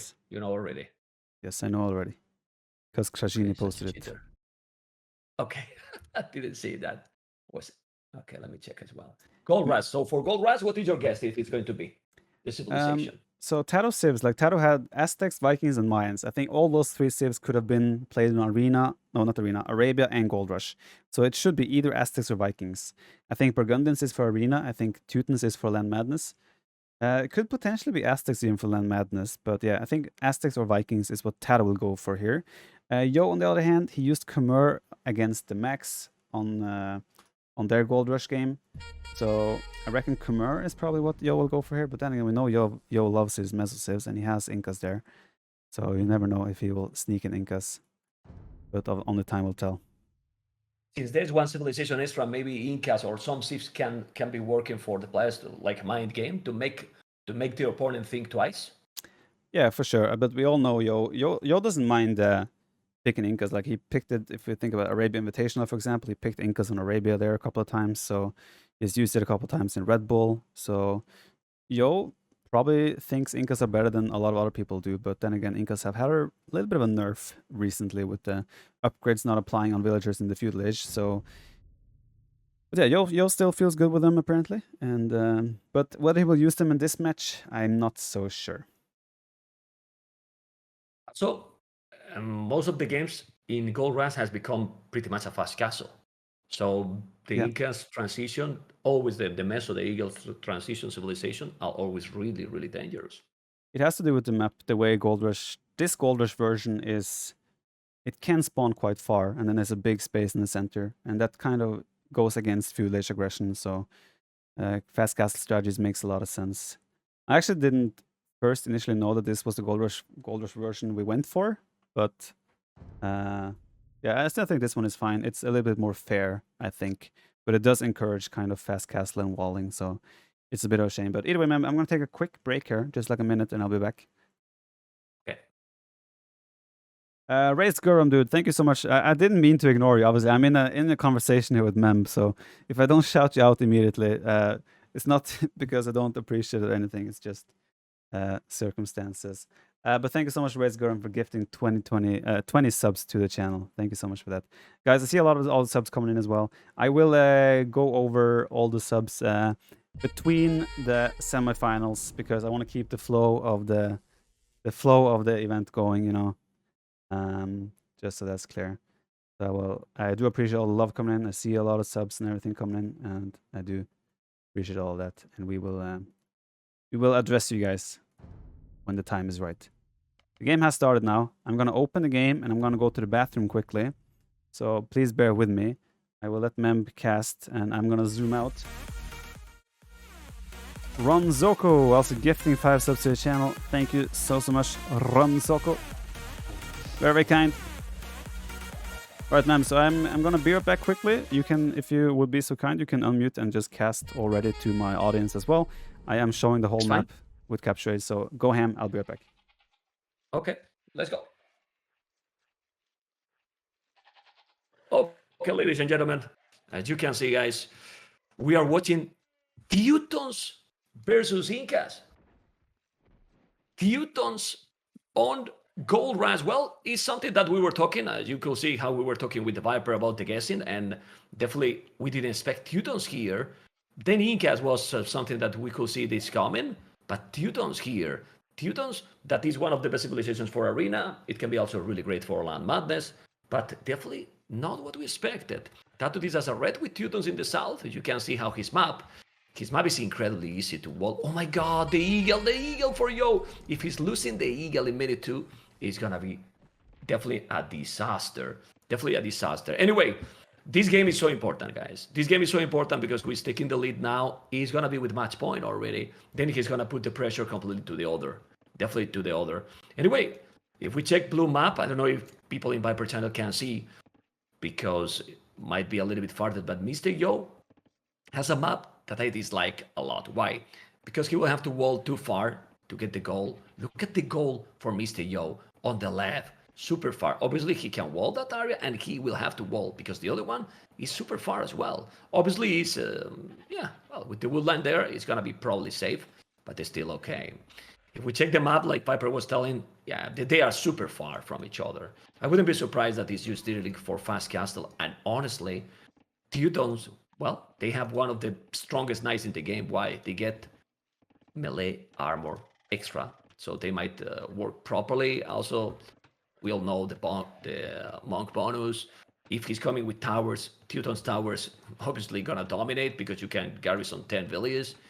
It's kind of difficult. Anyway, let's see what they're going to do. You can see how you're back. Yes. Teutons, Viper. I was talking about that choice. Teutons on Gold Rush. Yeah, I was like, yeah, we don't play the lottery today, Viper. Okay. Yeah, then I'm starting to think Aztecs might be for Land Madness. Arena. Even. No, Land Madness. Arena should be Burgundians. Well, Arena is Burgundians. Okay. I think so. Yep. TaToH is weird, man. What can I say? Yeah, Spanish people is weird, you know. I mean, you know what? Okay, never mind. I know what is up here. So TaToH was expecting Khmer from Yo. And Teutons is, generally speaking, a decent counter to Khmer, because Khmer don't have Bomberkin anymore. And then if you get Teutons and you go like Halberdier, Onager, and things like that, Teutons is very good for center control. You have Bomber Cannons, you have Halberdier, Onager, and Khmer would struggle against that. So I feel like that is what happened here. TaToH wanted to counter the Khmer. But you know what? I think Teutons is a great counter to Incas as well. So I don't think it's too bad for TaToH. I think so. When you joined it, I was talking like, what Teuton have? Really good knights. They have the monks. Defensive civilization is amazing. They have the towers. I mean, what Teutons don't have actually to counter? Yep. I think Teutons and the infantry? The infantry is amazing. Yep. And So, well, I think if TaToH just gets to late game where he can play champion Onager, it's really hard for Incas to find a counter to that. you think really that, I mean, in Gold Rush, we don't see super late games. Mm-hmm. Like, you know what I mean? Like super crazy castle aggression because people want to take the middle. So action need to happen. Map is actually heavily favored for TaToH if you look at the middle. If you look where the gold has spawned in the center, there's no gold on Yo's plateau, kind of, on his side. But TaToH could even TC 2 golds on his own plateau towards him. So that is heavily in favor of TaToH, considering the middle. The other maps, otherwise, their maps are obviously quite simple, and it's easy to wall this gold rush. So, yeah, it looks like both players are just thinking of castle age here. Yeah, and if Mr.Yo was exploring a little bit better on the right side, look at the walls he could have done to take another goal inside as well, and even the stone without making this huge palisade he did close to the berries. You know, small palisade between those forests where the lumbercairn is at the stone and the other. Then you can even take the goal. Of course, you have to go a little bit farther, but he didn't explore that area. That happens a lot, but TaToH has walled the whole map on his base. Yep. Yeah, we're going to see both of them go to the castle age. Question is, what do they do there? For TaToH, it's quite natural. You drop a stable, and you play kind of arena style, right? You drop one stable, maybe monastery, try to get some relics, maybe just keep some map control, get some knights on the field. But for Incas, it's like, if you commit on something, you have to commit quite heavily. And we see no signs of what he's doing yet. He's going for gold now. Eagle Warriors kind of makes sense, but then again, do you want to play Eagles against Teuton Knights? I don't really think so. So No. it's a bit awkward here for Incas, I would say. Maybe he's gonna go range units. Yeah, I mean, it's an option, right? But then again, okay, you commit to crossbows. TaToH just makes some knights with mangonels, and he's fine, right? It's a bit awkward for Incas, no matter what, kind of. Because Teuton also has an amazing economy behind it with the cheaper farms. Really cheap. Wow. Well, he has 3 villages on gold already. 3 villages on gold as well. The build order, we can see how these 2 lumber camps for both players. No, TaToH only with 1. Well, he can probably be with 1 because the farmers are cheaper. And he has 7 villages on wood in 1. But 10 villages for Mr.Yo. A little bit different composition here because of the civs. But the resources already, well, ready to go up to castle age. Slinger Kamayuk is 2 gold expensive and suffers against Onager. Yeah, TaToH not doing a barracks here, so he's not going for a stable at all. Is he? It might even look like he's gonna go full boom here. What I don't like about that is that he doesn't have access to stone. So if you don't commit to any units that give you map control, for TaToH to expand to stone as the game goes on, it's gonna be quite difficult for him. I mean, I really don't like Market and Blast against Incas, but the good thing for TaToH, don't know if you agree, is that Mr.Yo doesn't know. I mean, have no idea, and he's going range. But then this is a problem here. Well, he will do the siege, but with the range, he's gonna be able to break and try to raid. Obviously, with the siege warsock, he's gonna be fine. But then he can, if he see that his opponent is not really committing on knight, it's inviting Mr.Yo to come forward with siege on his face. Yeah, but the issue for Yo is that, I mean, TaToH will scout this. He knows where the barracks is, so he will send the scout forward at some point just to look, see what unit is coming. And the thing for him is that, wait, is TaToH auto-scouting? TaToH, man. Go look at what your opponent is doing. Stop auto-scouting. Oh my god. I'm gonna go again into Joe with the Spanish, but you know, it's... So it's what it is, Viper. We're lazy, man. I mean, I put auto scout when I get the 2 boards and the 6 ships. The 8 ships. Makes sense, makes sense. It's what it is, man. Yo is going for double range here even, so he's going heavy on the crossbow production. And I mean, if TaToH does 2 TCs immediately, and then once the crossbows come, he does a siege workshop, he's gonna get a massive equal lead. The thing as well is that the distance is so far for Yo to cross the whole map to get to TaToH's base.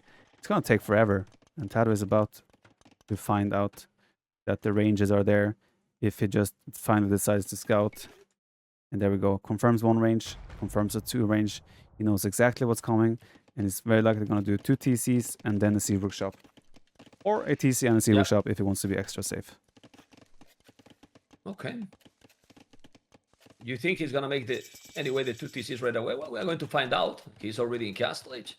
TC From on the left TC and TC on to the right. TC. There you go. Indeed. Awesome. And the thing is, the Awesome. right TC kind of protects that area as well. The crossbows cannot do anything there because the TC is in the perfect location. The middle area is walled by houses. The frontal area is also walled by houses, where if Yo wants to break through, he's kind of entering the range of the town center again. So TaToH's TC positions and base layout is really, really good to deal with what Yo is doing here. I really like this approach by TaToH so far. Well, Mr.Yo is doing one TC as well, now going with the crossbows. I believe that Mr.Yo will come forward with the siege war shot, but then when he's going to do that, TaToH will have already a really good economy lead. Yeah. And with a siege war shot, we'll be fine. Obviously, you need to get the middle somehow, but if he's doing a smooth boom, maybe he can take the middle later, right? No need to hurry up for it. Yeah, TaToH also doing heavy plow right away, so his economy is going to be insane soon. And by the way, when Yo comes forward siege, TaToH should have 50-60 villagers, and he could easily drop 2-3 stables and just start massing knights. And yeah, I feel like TaToH is just in, like, strategically so far, TaToH has a really good winning strategy going on right now. He's coming already. Mr.Yo is not waiting. He's sending a belly, I think. I don't think Sam is he's click. going to run into obviously. He's going to run into 3 lions if he keeps going. Yeah. Oh boy. Okay, it's going No, to the safe path. He knows. Okay, crows are coming, but there's a TC, like you were talking. Look at that TC, guys. That TC is amazing with his breaking that palisade. Surprise! There's a town center. He's even doing a house to secure 100% that he cannot cross through that area. Yeah. Even 2 houses. Not taking any risks here. Pretty easy for Mr.Yo. Like, Mr.Yo is still doing the 3rd town center as well, and the siege war shot will happen. He has no resources just to do it, but Mr. TaToH is doing already a siege war shot on the left. Yeah, TaToH already has 18 on farms, on food as well, so his production will be continued forever, and he could easily make a switch to some military if he wants to. Like, if he wants to add the stables and go knights, he can do that. If he wants to go skirmishes, he can do that. His economy is already looking so good. I think when he noticed Mr.Yo that this is what is happening, I feel that Mr.Yo maybe is gonna mine a lot of stone and maybe drop a castle forward. Remember that Inca's castles are a little bit cheaper, or don't you think that should work? It's better that he commit on trying to boom also with 3 TCs. It's an option for Yo for sure, but right now his economy is gonna fall super far behind. He only has 6 on food right now, and that's not enough to keep 3 TCs working, man. So yeah, Yo's economy is he's gonna be miles behind the villager count very soon. Well, he's and also 9 and the upgrades. Yeah, he doesn't even have double Bosa, so yeah, I don't know. Feels like Yo is desperately trying to make something happen. Of course, the mangonels on the right side can make a lot of pressure now for TaToH, where TaToH will have to react, but TaToH has his own mangonel, and wheelbarrow is on the way now as well. This is... He's doing the barrack, Viper. Viper is doing the barrack already. Yeah. He's gonna start to make knights, like you pointed out 2 minutes ago. Like, he's gonna have knights to do the domination probably there. Ooh. Oh, the mangonel, but don't lose the siege. Don't lose the siege. Well, things like that definitely gives Yo a really good fighting chance still, so good start for him with the pressure. TaToH will also have to put more villas on gold now. He only has 2 villagers mining gold on the left side, because the front gold might be idle very soon. TaToH even doing a 2nd seed workshop. That's quite strange. I feel like that's not the ideal thing. He should have rather dropped stables with that. Eagle just passing. I don't know. Yeah, he wants to explore. I think Mr.Yo wants to see where is the other resources, where's the gold, and how much he's adding. He can see the stable. This is very important, not Viper, because he's gonna know exactly what's going on, and then maybe a barrack forward for Mr.Yo to start to make pikes. Yeah. This is very good by Yo to get that scouting intel. Also a little bit sloppy by TaToH to let it happen, though. But yeah, TaToH now bringing 1 mangonel across. Another mangonel should pop soon. TaToH had to buy 100 stone to be able to repair his town center. So, not as smooth for TaToH anymore. 13 villages difference. There's some significant eco upgrades advantage as well. So, not the most comfortable situation for TaToH, but still, I feel like with the right steps, he should be able to fend this off. Yeah, well, he has a lot of crossbows. With this amount of crossbows with Bodkin, he will need quite a lot of knights. Obviously, if he's also adding some pikes, it will be even more complicated. He has to be careful. There's two mangolas as well for Mr.Yo. Two mangolas facing each other. He's trying to break all the palisade. I don't know for what, if you can explain me, but well, being annoying. Maybe make things that today. Ain't coming with a castle forward, which is not happening because he's not even mining stone. He's going for the 4-tone center. Mr.Yo knows probably that he's behind in economy and he's trying to go heavily on boom right now, Viper. Yeah, so they're cleaning the palisades is pretty much to give him more room to maneuver and micro. So it's not in the way. That's pretty much the argument for that. But yeah, I like the TC from Yo on the middle, on the gold, giving himself some presence there already. While TaToH is making a transition happen. I would have liked to see TaToH go for a middle TC as well, and he's doing that right now. 4 villagers accompanied by 1 Scorpion on the left side. He will do a TC on the gold. But then again, when he builds that town center, he cannot repair his own TC anymore. So there's going to be a compensation to be made there. 16 villagers though, advantage still, with better eco upgrades. TaToH is still looking great. Yeah, it's looking good. There's a Magol now. He's gonna try to take another. I think that's for TaToH. Yeah, there you go. Yeah. So they are even on the Magols down. He's trying to find something else to hit Mr.Yo, but he's not finding absolutely anything. The archers are on top of that hill. Now there is a Magol chain-barred in armor. Viper, those knights are starting to be scary. Obviously, he doesn't have the numbers yet, but if he's spamming like 8-10 knights, he can do the job against those crossbows. For sure, especially accompanied by some mangonels, which he already has plenty of. So TaToH just has to add some houses now, make sure he doesn't lose the momentum he has now with the economy and the military transition behind it. He could even go for some counterattacks now with the knights, because if he gets into Yo's economy, there will be some potential to do damage. But yeah, Yo has walled up his economy very nicely as well, so he's kind of safe from any damage there. Yeah, do you think Mr.Yo should do something else, like few pikes? Because he's still spamming knights, still spamming knights. Now he's gonna mine a stone. Obviously, 86 villages, 17 villages ahead. More army for Yo. Mangoro that is going to go down. I don't know why he's sending a Mangoro lonely. That's... Well, but TaToH didn't see... Ay. Yeah, just passing there. That should have been a Mangonel down, obviously, but TaToH is obviously looking everywhere else at the same time, so it's not that easy. 8 knights out now, and if TaToH brings all his Mangonels out on the field as well, he can start thinking about engaging this army, but yeah. Yo still has 30 crossbows, over 30 crossbows, so that's still a very scary army, with ballistics as well, almost researched, so... But this is the time where TaToH brings all his Mangonels and everything to the middle as well, and starts switching the table around, where Yo is suddenly the one who has to defend. Okay, let's see if it's gonna happen. It looks like it can happen. He's going with knights trying to raid, but Mr.Yo is fully walled. Both are fully walled. To be honest, guys, as you can see, the KD is only 3-2. They are not taking any risk. Yeah. Viper, the only losses was those Mangols. Now he has to be careful. You see, even stone walling, he has to carry some of those releases. He's 6 knights and a Scorpion. It should be okay. I don't know if he's gonna make... Where he's gonna make now, Mr.Yo, the castle? Do you think he's gonna make close to his TC? Or he will try to go greedy, you know, more aggressive and try to put in top of that hill, maybe in the middle where the relic is. Yeah, I think it will do the hill in the middle, simply to get control in the center. But TaToH, he has the resources to click up. I think he might be missing a second building. Yeah, he's rushing up to university right now, but he could have clicked up to the Imperial Age already. And Yo getting close as well, but TaToH, look at TaToH's economy. That looks as insanely strong economy right now. Well, TaToH's Echo, he didn't got any damage. He has a lot, but now he's losing knights for nothing. He's losing a lot of knights for nothing. TaToH, he's having a siesta, man, yeah. He's with the siesta, I agree, man. Well, when we sleep a siesta, it's a deep one, you know? Yeah, we are not joking around, Viper, so it's what it is. Yeah, that's a bit annoying, but okay, look at the middle now. Yo is going for the castle. If TaToH goes down with his knights now, he could run... Okay, rather want to pick up the Mangonel, which makes a lot of sense. He doesn't know, obviously, that the castle is coming up.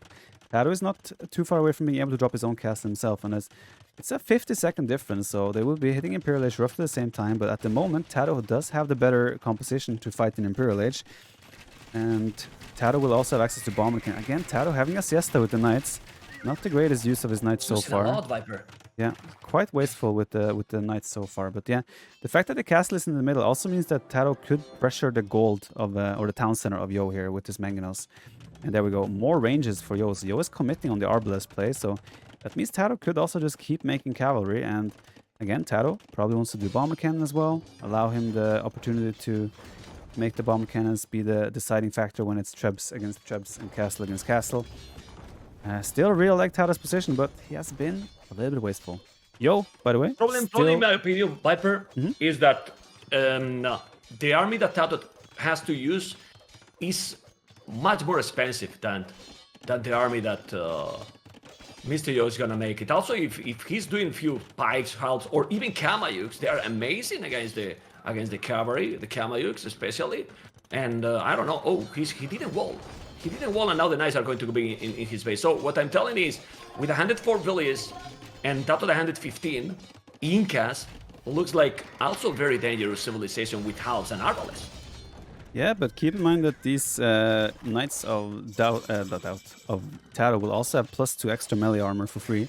So it's a very, very solid army still. And if there's any Civ that can do power play with Knights, it's usually Teutons or Lithuanians or Franks. So still, very. I mean, also Yo he has not made any signs of transitioning to both Kamayuks or Halberdiers, right? He's still fully committing on the crossbows. And if TaToH goes Cavalier and he can even do Paladin, his armor is just going to be so much stronger than Yo's at the moment.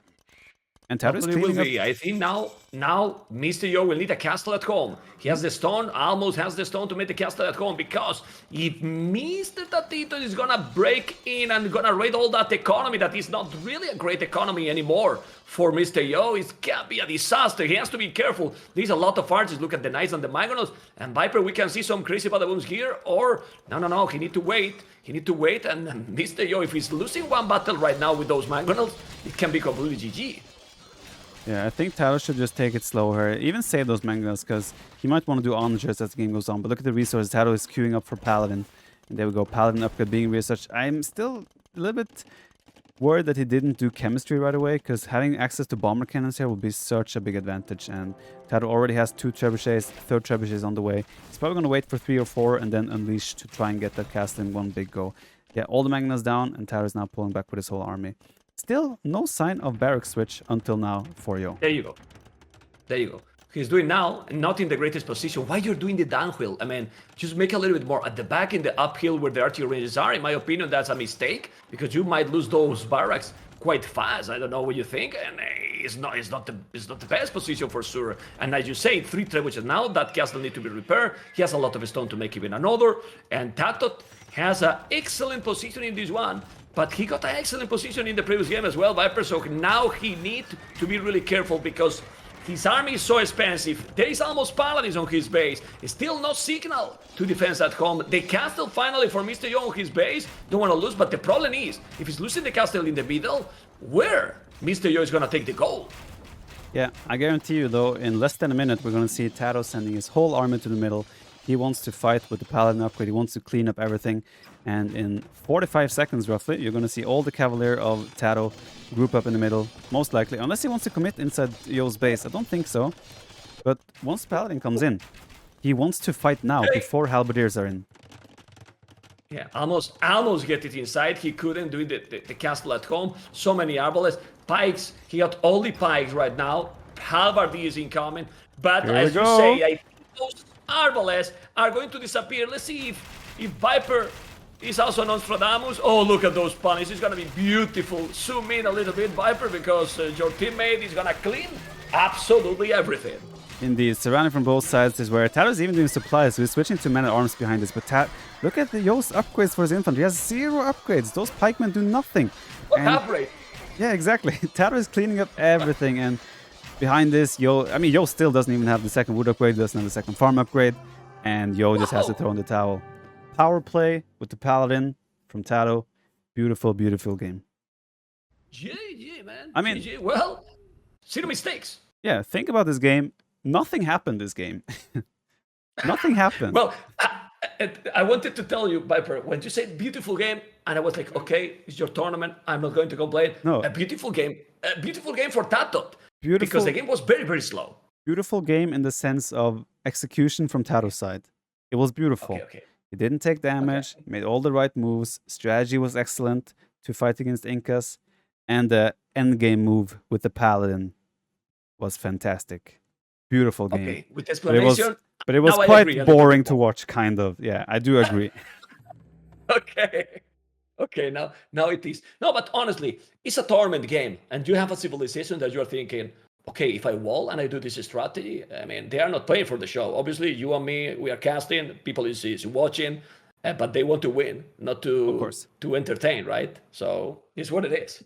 Of course. I mean, you have to pick a winning strategy in this game. Whether it's boring, whether it's 5-layer stone walls or not, you have to pick the winning strategy, and TaToH did, and he succeeded.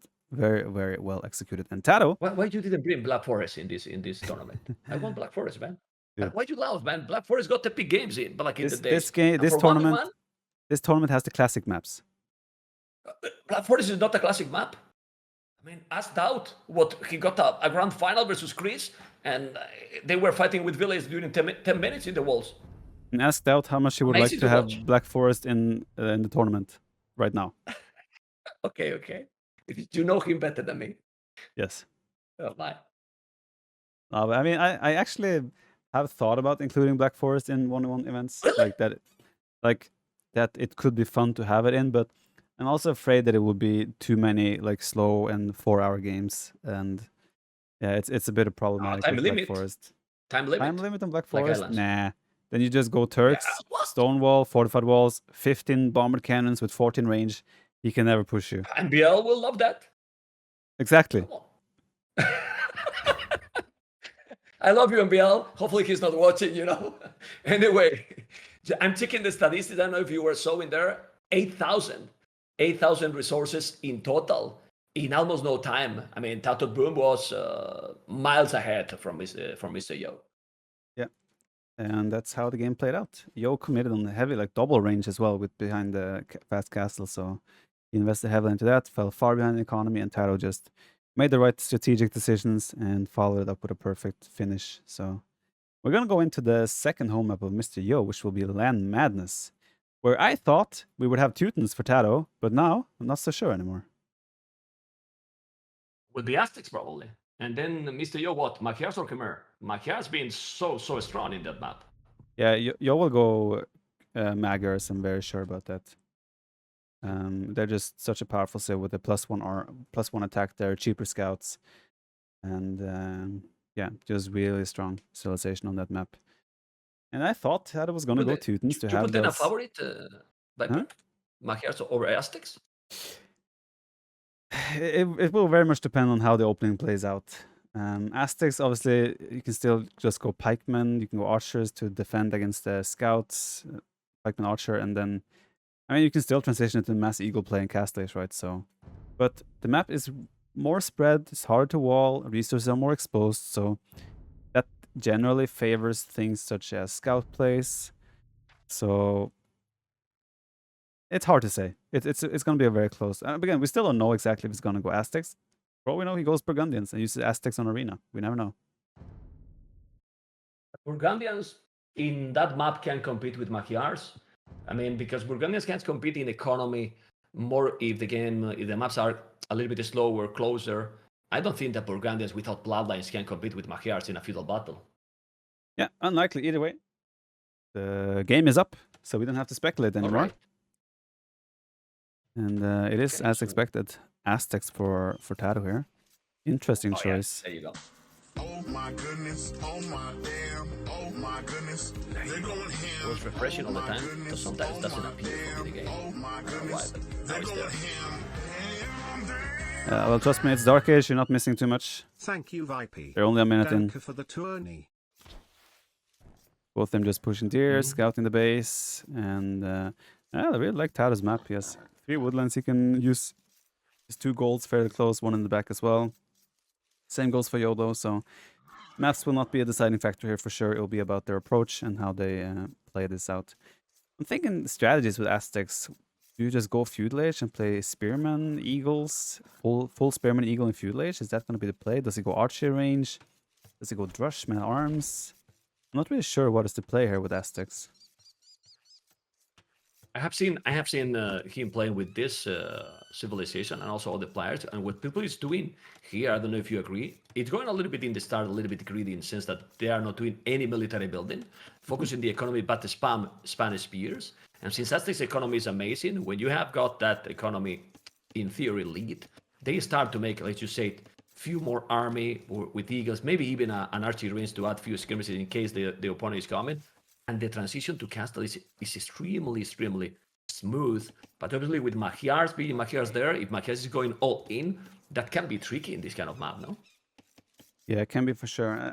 That's what I kind of thought TaToH would do with Teutons. Just go to the feudal age, get horse color, start farming like a madman while making a ton of spearmen, and then transition to scouts or knights as that happens. But yeah, Aztecs. I mean, the big thing with Aztecs, you don't have access to the scouts. So you have to find another way to play the game than what is the meta. And that's going to be really interesting to see what TaToH decides to do here. Yo is, I mean, now but for Village on Wood, obviously. Go, yeah. go, go. Yo is also not too predictable. Like yesterday, he went for an archer range opening with Magyars against Berbers, and then switched into scouts. So it's not impossible that Yo goes for something similar as well, not just play straight scouts, which is what most people do because it is the meta, as I said. So yeah, we have yet to see what they both decide to go but for. he's with 3. He's with 3 on Wood, so it's invite to think that he's going to go scouts. We can see how TaToH is doing. I don't know if his house at H. He is forced to make the loom. His house says he's doing the barrack already. Primil is going to make militias very early, Viper. Yeah, so it's going to be the pre-mill Josh here, and I'll try to make something happen with those militia early on, and then probably transition into a faster feudal age and spearmen afterwards. Is he going to be ballsy enough to even try to go fast castle? It sounds crazily risky if he would, but you never know. You never know. But yeah, he's going to have to hope that the militia gets some damage. I mean, what he can do with the militia is maybe force some walls, maybe even catch Yo off guard on the berries, maybe kill some deer even. So there are a lot of things you can do with the pre-mill drush. But at the same time, there's also a risk that you don't get any damage at all. And then you kind of just slower to feudal age and can't really compete with the technology. And if you fall behind a little bit with the time, with the transition to feudal age, and the Magyars is coming without any damage at home, then pray. Then really pray, because I always say that the scouts with forging eat villagers. Like so damn fast. And that's so dangerous. Magyars is snowball games as well. In a specific map, because then it's crazy how Magyars are barely selected ever on standard Arabia. Empire Wars is a different one, but in random map, Magyars is never peak. But in this kind of maps, Atacama as well, Magyars is so damn popular. Yeah, and that's because it's harder to wall these maps, right? So scouts with extra attack has a lot more potential.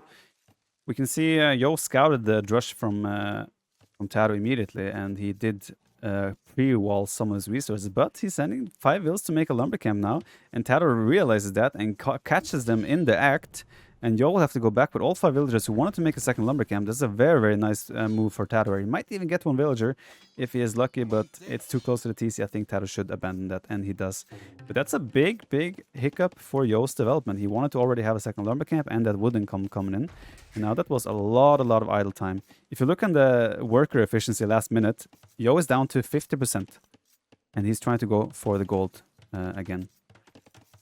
Yeah, so maybe he has changed his strategy. I will recall you back a little bit, because we have some problem with Discord here. It's a moment, Viper. Okay. It's completely fine for me though. Test. Hopefully this is fine now. I have no issues on my end, by the way. I hear you completely fine, and sometimes for some reason I don't hear you well. It's like clipping, you know? Okay. A little bit, and sometimes with the servers. That is weird. But either way, I would say TaToH has gotten off to a great start here. Now there's obviously going to be a time window here, but look at the wood economy now for Yo. And that is all because he couldn't get that second lumber camp out. He's going to hit feudal age now, and he's not going to have the wood to make the archery range right away. So his transition will be a bit slower than he would have liked. And yeah, he has 2 villagers now just sitting there waiting to get the wood to build an archery range. And he finally gets it, and there we go. And TaToH will scout that again. If he keeps being active with his eagle, he will see the archery range. Obviously, he saw the gold income now, so he knows there's an archery opening. At the same time, I feel like archery opening is probably good for Aztecs. He will be fine with that. He would like to transition to archers himself. But if we look at TaToH's side, he has sent 5 vills to stone. Looks like he wants to tower up his whole base. Test. Okay. Well, with the archery range, he probably has changed the plan he wanted to do, but I wouldn't be surprised that he's doing some archers and still put a stable up soon. We can get the resources, but obviously this is good for for TaToH Viper, because he's just avoiding the early aggression from Machiars. That is always scary. And right now, he's gonna be in a comfortable position. Do you think he will make the main attempts? I don't think that he will make it, right? Or you think it's worth it to do it? They're all full HP, and he has plenty of resources, so he might consider doing it. But nah, he rather goes for the Eagle production right off the bat. And what TaToH did was he just sent 5 villagers to take 50 stone, and then he sent the villagers back again, which means he has exactly 250 stone, meaning he can afford 2 towers. And that's why he wanted to get that extra little bit of stone, so he can make that second tower just in case he needs it. First tower is on the gold. I reckon second one might be on the wood line. There we go. So TaToH is just securing his base against both archers and potential scout raids. And at the moment, it looks like TaToH also wants to just play full infantry. So we'll go eagles, spearmen, and we might see an attempt to get to even the castle edge quite fast here by TaToH.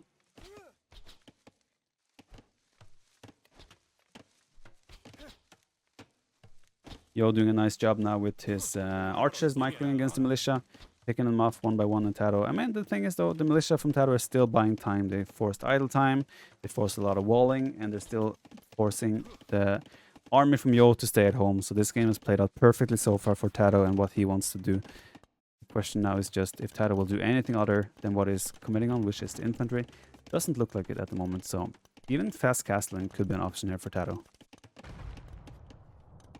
Okay, sorry that I'm not talking a lot, Viper, but there is some problems on here on my end, so I didn't want it to bother you. Hopefully now it's better here as well. So who has the lead for you here? I mean, do you think this is benefit the Aztecs approach? Because now we can see the stable and check the economy already for the Aztecs. Yeah, TaToH is also doing a market now, so he wants to start playing around with the market and balancing it to go to the castle age.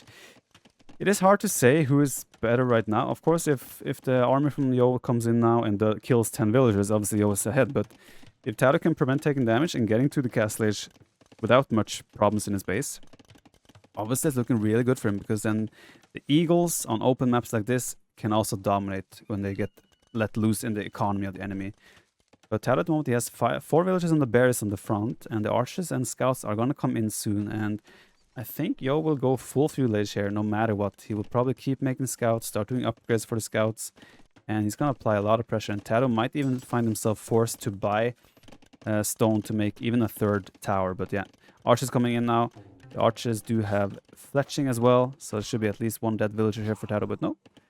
Yeah, he lost 1 villager and 1 spearman. And TaToH is about to click to the castle age, but he's also under pressure. But castle age click? Wait. TaToH is doing armor instead of going castle age. What's happening? Okay, he's switched. And sending another villager out. He might lose another villager kind of for free. Trying to dodge the shots, but does not. A little bit sloppy from TaToH. Again, having a bit of a siesta, but he's on the way to the castle age. And those eagles cost nothing, though.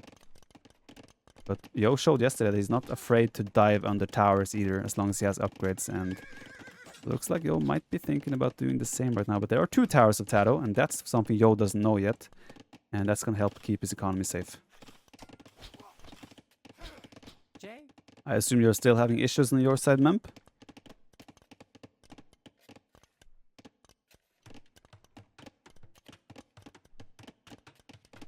So Memp is currently not in the call. We're having some issues apparently. But yeah, TaToH is on the way to the castle age. And eagles are being produced. Second barracks coming in as well. And if TaToH can afford Eagle Warrior, which I think he will, there's a big chance TaToH will get a really powerful situation where he can use the time window he will have being in the castle age. He's going to be castle age before Yo has even clicked up. So the potential for the Eagle Warriors here is massive, and Yo will have to find a way to deal with it. I'm guessing Yo is going to full wall to the edge of the map here, and then maybe even full wall to the edge of the map on the top right, top left either. But then he's going to find the right approach to do with the eagles, which could be going full knights. I would not be surprised to see that. TaToH being cheeky. Okay, I thought it would go for counterattack. So far, no sign of that. Hello, Mamba, I see you're back. Is there any improvement on the sound? No, I'm here. If you can close this court and we make a new recall, maybe to see if it's fixed. If not, well, I will give up. Okay, I'll try to close Discord quickly.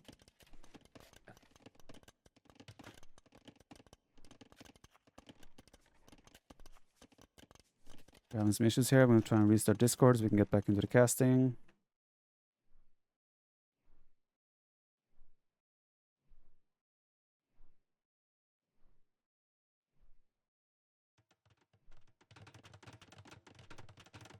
Hello, hello, hello. Testing, testing. Perfect now. Perfect? Okay, great. You just restart and that is working now. Thank you, Okay, man. sweet. All Well, good. going with the Eagles. Going with the Eagles now, and you can see the Eagles. If there's a hole now, it can be the game complete for TaToH.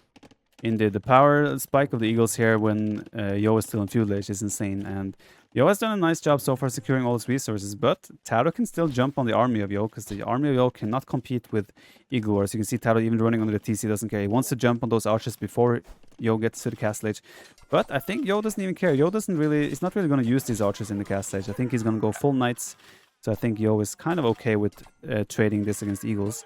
But if he's going to go full knights, TaToH could also think about making a pikeman switch behind this. And we all know how scary Eagle pikeman can be. Or Eagles alone are even that scary. So still, I feel like TaToH is in a great spot now. But Yo has a better economy and smoother transitions. But we can see the middle minimap now.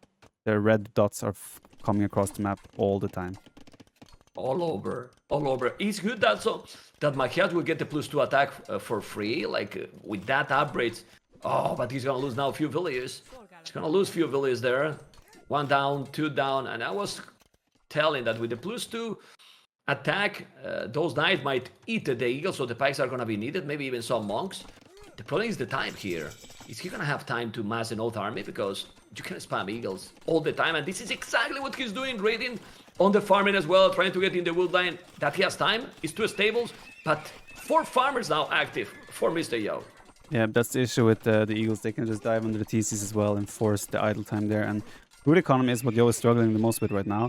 He does have enough to get 2 knights out. He probably will force sacrifice TC time even to get more knights out. And what Yo did, he sent 5 villages to the top, 4 villages to the top as well, and is taking gold on the top side of the map where TaToH has no scouting.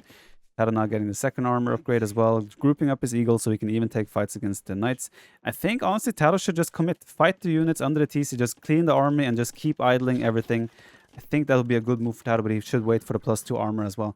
I would have loved to see a monastery as well, get some monks involved, and this army just gets more and more scary to fight. And like we've seen so many times now, the Eagle Snowball with Aztecs is just incredibly strong. Yeah, and what is the play here for Mr.Yo? He cannot even counter-attack. He's trying to clean this. He has only 5 knights. 5 knights and 5 archers versus how many? Versus 20 eagles. The knights can be +2 Viper, but he's 20 eagles. Probably he doesn't need to commit there. Just gather a little bit more. And as you said, 1 monastery forward, few monks, and what Mr.Yo can do. For me, the score here is absolutely tricky, but the monastery is just happening on Mr.Yo base. He's gonna try to convert or probably heal those knights as well. This is overchop on the wood? No. What Mr.Yo can do, Viper? I don't think that he can do too much. Well, he can do what Total he's... monastery from TaToH. he can do what he's doing so far. He's been taking efficient trades and picking off 1 eagle at a time, and so he's kind of gotten more favorable trades than I would like. And he's actually even going for a counterattack with 6 knights right now.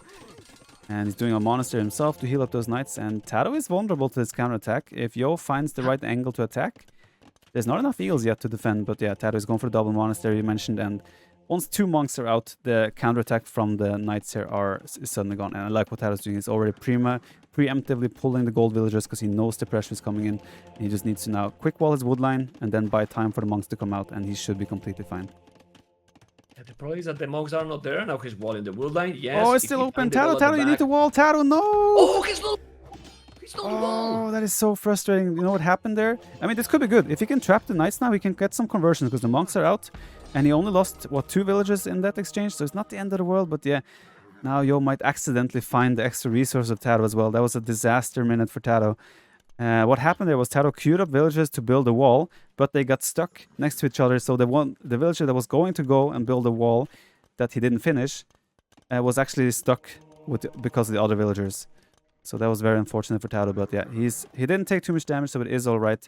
But Yo now is also going to find the 2nd gold of TaToH, and TaToH suddenly will be having to deal with these knight counterattacks non-stop, and that's very, very rough for an Aztec player who is relying so much on that gold income. I mean, all that made him get the luck to find all the resources, but he's still at home. The Eagles are raiding on the farmers, and Mr.Yo is losing few villages as well, and the most important, idling his economy is how many? 11 eagles raiding absolutely everything. Villages are the same for both players. And now 13 army 24. Oof. I don't know who's getting this game, Viper, because the numbers are not that far, and those guys are doing an amazing job, Viper. I feel like TaToH's taking a bad fight now under the TC of Yo. Yo also has fletchings, that helps as well. TaToH did get 2 conversions on the knight, so that is very nice for him. And TaToH now can suddenly not fight anymore without the monks in his army. He's depending on monks and eagles to be together. And TaToH, again, the issue now is that monks, the knights are faster, so TaToH will have to constantly react. And TaToH has gold mines spread so far, and yeah, it's gonna be a bit of... Suddenly TaToH has to play defensive, and that's not what he wants. But he is ahead in economy now, and again, the eagle play from Aztecs is way easier to play and execute. So TaToH still has to play it sort of safe and try to avoid mistakes, and he probably needs to make some more food economy himself. But yeah, again, this will now come down a lot to how the monk conversions are going for TaToH. As we see Yo now spreading out 1 wave on the bottom, 4 knights coming in on the top side as well. And he's looking to raid and hit the economy from TaToH. As TaToH is moving out with all his eagles just at the wrong time. Oh. Yeah, well, those knights, he need to find also some damage. He's doing some outposts now on the right side. Ooh, The knights are trying to top side. some damage. What's happening in the top side? Instant reaction from converted. TaToH. Yeah, instant reaction from TaToH. He sees the 4 knights coming in right away, but the monks are going weird. Where are the monks going? Where are the monks? What? He's gonna kill a lot, Viper. He's gonna kill a lot, and he's with light cast. But then the knights is finding the goal. I think the mobility now with those knights is being insane. He's taking the monks, and in the south he's killing villages. This is going really bad, in my opinion. Now for TaToH, Mr.Yo is taking absolutely everything, killing so many villagers, and now taking also in the tower all the monks. He's converted now for knight, yes, but honestly, the damage has been done, in my opinion, here for Mr.Yo. Don't know what you think. Oh, well, he converted 3 knights. Well, TaToH is now doing a counterattack under the TC again of Yo, and the villager counts is exactly the same. And yeah, TaToH still has 12 more military numbers on the field. Of course, this looks bad now, and the knights are generally stronger, but TaToH is doing some counter damage himself. And he just has to make sure he doesn't take terrible trades now with the eagles, and he still has a fighting chance. But yeah, that was a great move by Yo, attacking. Yo was taking another great trade on top side, and mixing in the light cav as well was a fantastic move to snipe some of the monks. And suddenly TaToH is looking like he has barely any gold income. So only on the bottom side he has some gold income. That fight, Viper, under the TC is bad for TaToH. He's gonna lose everything. Yeah. Losing all the eagles. He took only 1 village for losing like 10 eagles.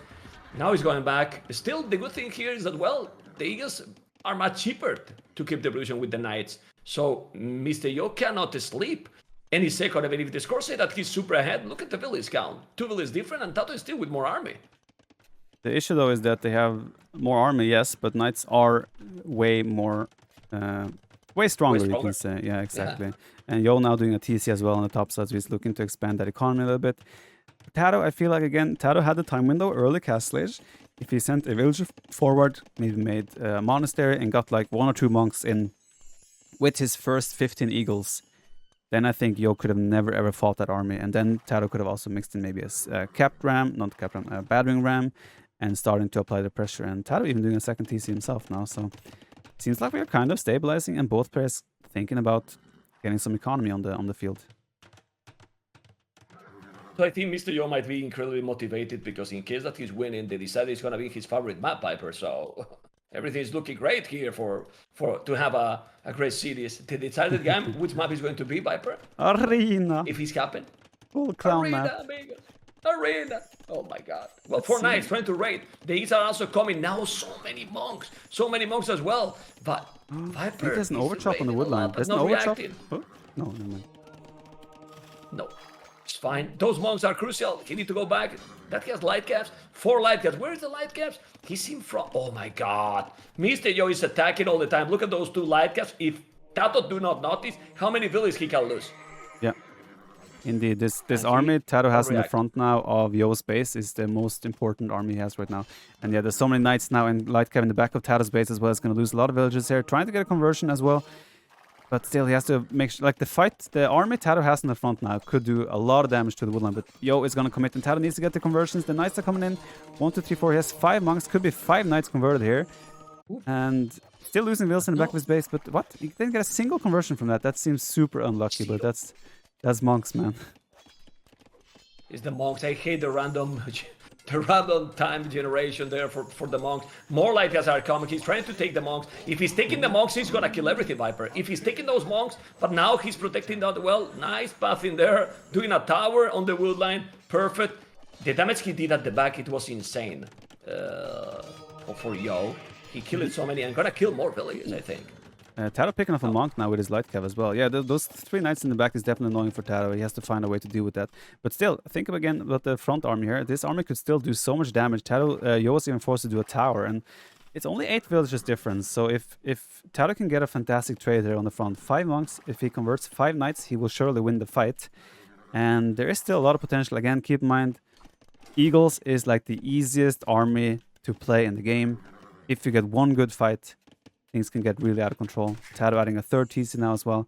But at the same time, Yo has dealt with this perfectly so far. He's sending a lot of villagers forward to make another TC. And even now, he's going for a counterattack. That is very brave. Wow. He's ignoring the army, and he has all the army there at home. If you take point of view from Mr.Yo, he's gonna probably lose that stable, but he doesn't care. He's just going. And honestly, Viper, if he's going right now with those knights, there's only 2 monks. He can kill absolutely everything. Like, how much damage he can do there with those knights? Whoa!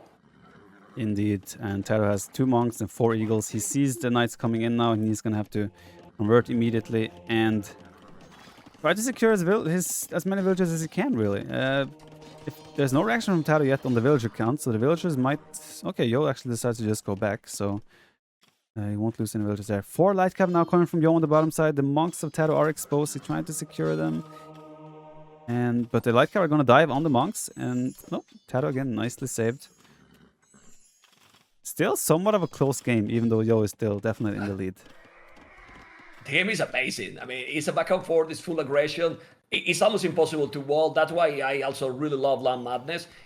And they have to be aware all the time. Like, they cannot breathe. But honestly, Viper, with 28 army, more army for Yo now against the Aztecs, and we say that the Knights are better, and also a few light cats. If he's just killing the monks, he can make a destruction on TaToH economy, and he's going for it. Indeed, even though TaToH got the conversions there, there's still so many knights left over, and yeah, TaToH does have TCs now though, so he can hide, but he will still lose the tower and lose the position, and yeah, when the military numbers are getting lower and lower for the Aztec player, that's something you never want. I think TaToH might even have to think about getting a pikeman switch going here. That'll be the only way to start taking more cost-effective trades. And as we can see, there are 6 spearmen already on the map and more in production. So pikeman is on his mind here. And that could be a good way for him to try and make his way back into the game. He's going to have one more TC as well soon. Ooh, big conversions on the front side. Yeah. Well, that battle is important. Yeah, look at those light cats. If he's coming, if he's taking those monks, he can then commit probably so many eagles. That army has been dancing around Mr.Yo base for the last 15 minutes, Viper.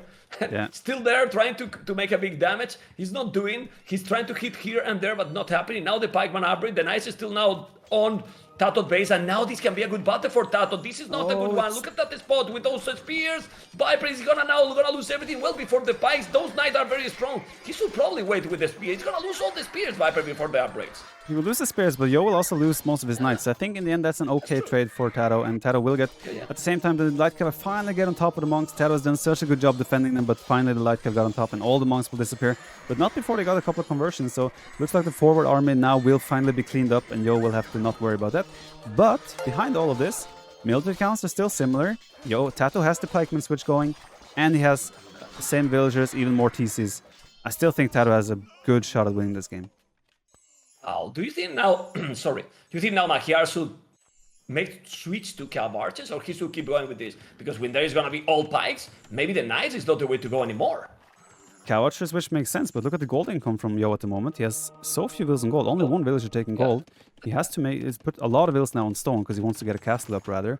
But there's a big chance now that TaToH gets the army count to just... Because TaToH is making the seed workshop, he's going to start producing mangonels and maybe rams.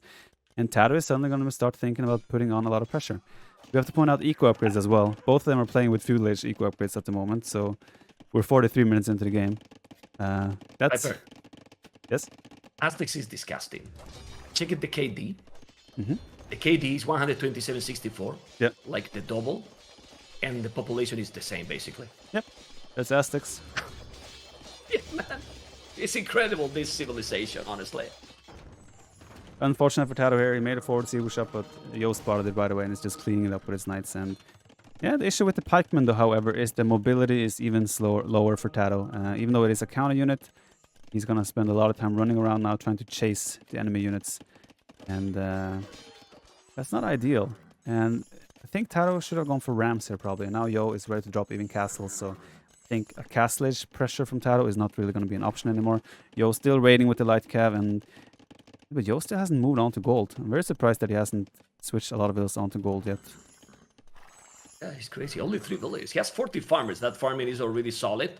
Obviously, it's really, really solid. He's doing the castle, so he's playing the safe. He's not gonna make a forward castle. Obviously, he need to put more villages on gold. Bows on heavy plow right now. Not even horse collar for TaToH. Definitely the economy is a little bit better now for Mr.Yo. Also 6 villages more. I don't know. He's starting to look solid here. Yo, the economy for TaToH. I mean, if you are with the Aztecs, that looks really smooth now. And with that castle lab is defending quite a lot of area. That the stone, the gold, the farmers. Well, you can still always run around. What do you think, Viper? Like, and with this mobility, TaToH need to maybe attack again from other spot. Otherwise, I think the transition to Imperial is gonna be faster for Mr.Yo. I hate that TaToH never leaves some pikemen in the backside. Like, the raids come in there over and over and over again. TaToH can just leave 5 pikemen there and he's fine. But he keeps grouping his pikemen in the middle. Obviously, TaToH doesn't know about the castle. No, he actually knows about the castle. So he knows the pressure in the middle is not going to be a thing anymore. And then what you should do is just leave pikemen around. Keep your economy safe and try to work yourself towards Imperial Edge, probably. Because that will be your only way of trying to have a fighting chance in this game now. TaToH queuing up Wheelbarrow, still missing all the eco upgrades besides that. And yeah, Yo's just using the food eco he has right now to raid with light cab, and it's working out for him. Causing a lot of idle time for TaToH, and he's now suddenly 15 villages ahead. Oh my god. Viper, look at the second castle. Mr.Yo, he's trying to bring doubt into this semi-final. Because that castle, I mean, he doesn't know really what army he has. But the good thing is that he's making that TaToH is moving all the pikes at the same time, as you mentioned, to the south. There's no army in front, and that castle can be definitive. It's just a sick castle on his face with so many villages. Do you think he's gonna make? Well, I think he will. There's nothing here TaToH has to counter this. Yeah, the pikemen are too far. Now, TaToH has stone. He could do his own castle, kind of, but yeah, the pikemen are too far away. TaToH would never have time to get there. But it looks like TaToH wants to do a counter castle. He's grouping up villagers there, but he's still missing 100 stone to be able to do it. But yeah, the castle will go up. It's too deep already. 50% on the way. And yeah, TaToH, I'm not sure what his follow-up could be here. He's still so exposed to raiding on the right side. All the pikemen are on the bottom side now. Then Yo can just switch and go to the bottom side. Yo even doing Corvinian armies is going to start making Magyar Hussar without them costing gold. And I think Yo even is thinking about Imperial Age here. So TaToH. Oh, TaToH finally did horse collar and bowsaw though. So small victories. But yeah, looking really, really good for Mr.Yo. Mr.Yo is gonna make a third castle forward. A third castle now. Well, not forward because the other one was at home. A second castle forward. Chainbard in armor.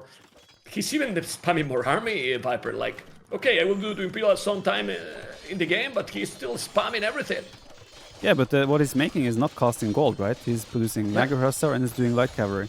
And he will just build up that gold count now, and once he hits 800 gold, that's when he clicks Imperial Age. And until then, he will make trash units just to raid, and still getting kills and forcing TaToH to react all over the place. And yeah, TaToH is looking at an incredible tough uphill battle. And now the pikemen are out of position, so Yo is just committing the big army to the bottom side. And he might even dive on the town center of TaToH, which doesn't even have fletching, so it barely tickles the knights of Mr.Yo. Well, that has been an amazing play by both players. But Mr.Yo facing the Aztecs and being able to pull out this game is just fantastic, amazing. You can see how he's on the way to Imperial. And guys, we most likely will have the arena battle, Viper, and we can tell to the viewers that Mr.Yo has played in the last days few arena games because he also lost 3-0 on Master of Arena. I think he has lost the arena games as well against you. So TaToH should be favored in the next game. Well, if you think Arena, Yo is probably like, it should in theory be a map that Yo should be good on, because Arena is a lot about decision making and making the right calls in terms of armory composition, so that kind of speaks towards Yo's strengths as a player. But he hasn't performed well in Arena lately. Like you said, he lost 3-0 in the Master of Arena as well. He lost He has lost a few arena games with that in mind, but we have to think about civilizations as well.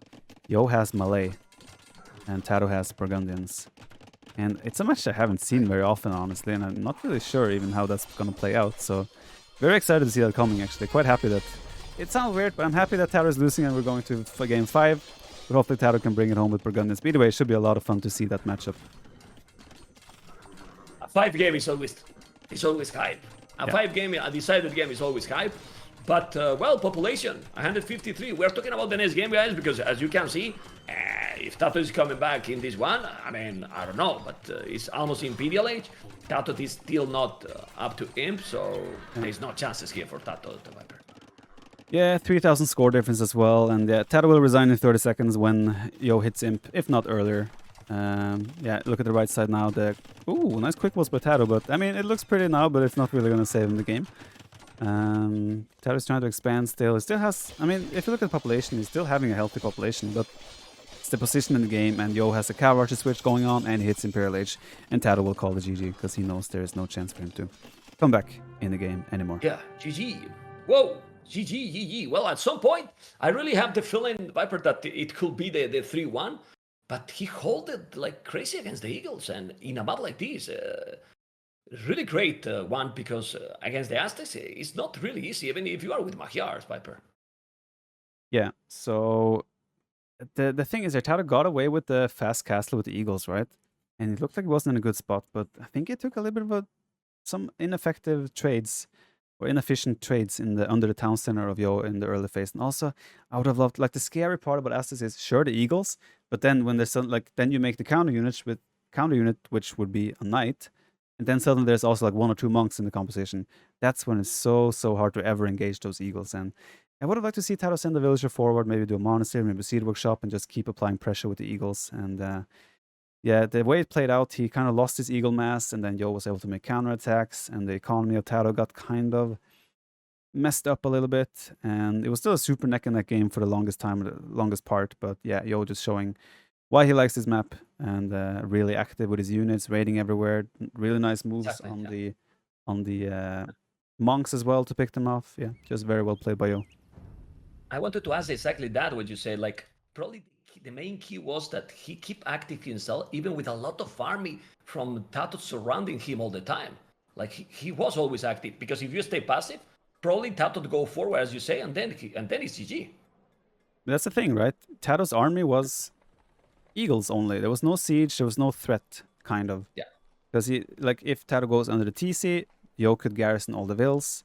If on the woodline it was walled, so gold mine was walled, so the counterattack made a lot of sense for Yo, and it was absolutely the right decision. And yeah, he never let it go. Once he took that first proper engagement and got the raids in, he never let the lead go.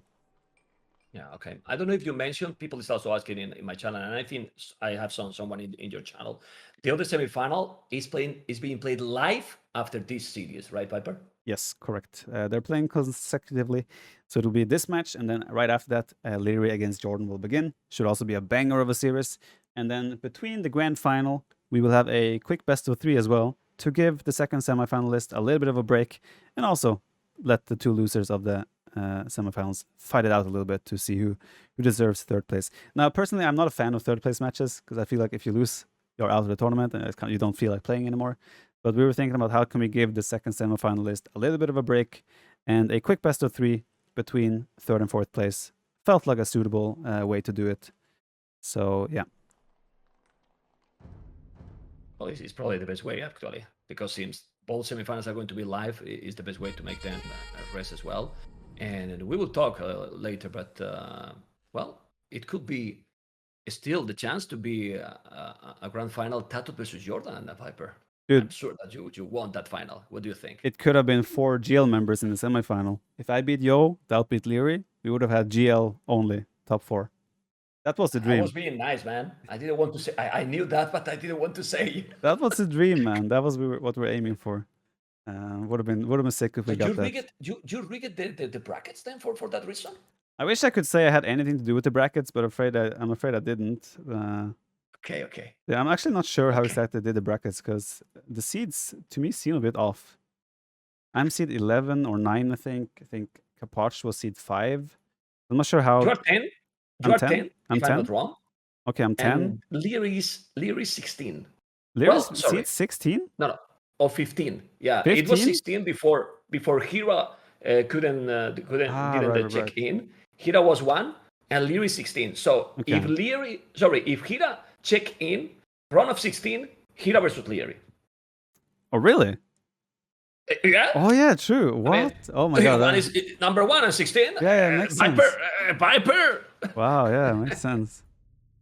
That's pretty sick. Yeah. Might have to look at how they did the seeding, and maybe if there ever is the Open Classic 2 or whatever, maybe we can also use tournament like the AW2ELO.net to incorporate that as well. But yeah, obviously that should probably never be the seeding that Leary and Hera could meet in round of 16. Honestly, it looked like the seeding was pretty much like probably the highest elo and ever, and the current one. I don't think that works because you know how the ladder, I mean, is being played as well with several accounts on people. Also, the maps. If you only play one map, and also some people play random other pick civilizations all the time. So I think the tournament elo should be always there, like a combination. I mean. Yeah, I agree. Probably have to find some, even also just like letting, or like getting a group together, like 4 or 5 people that know the community, know the players and everything, to like just see the top 16 first, and then the rest could be on rating, something like that. Just because it will definitely be more accurate than any type of ladder rating system. But obviously, that's something we can look at for whatever comes next. But yeah, we have Arena coming up. I don't think the game has started yet, but still should be an exciting game. And we can talk about the Arena and the potential choice then. You think it's going to be completely Burgundians versus Malay? Mm-hmm. Okay.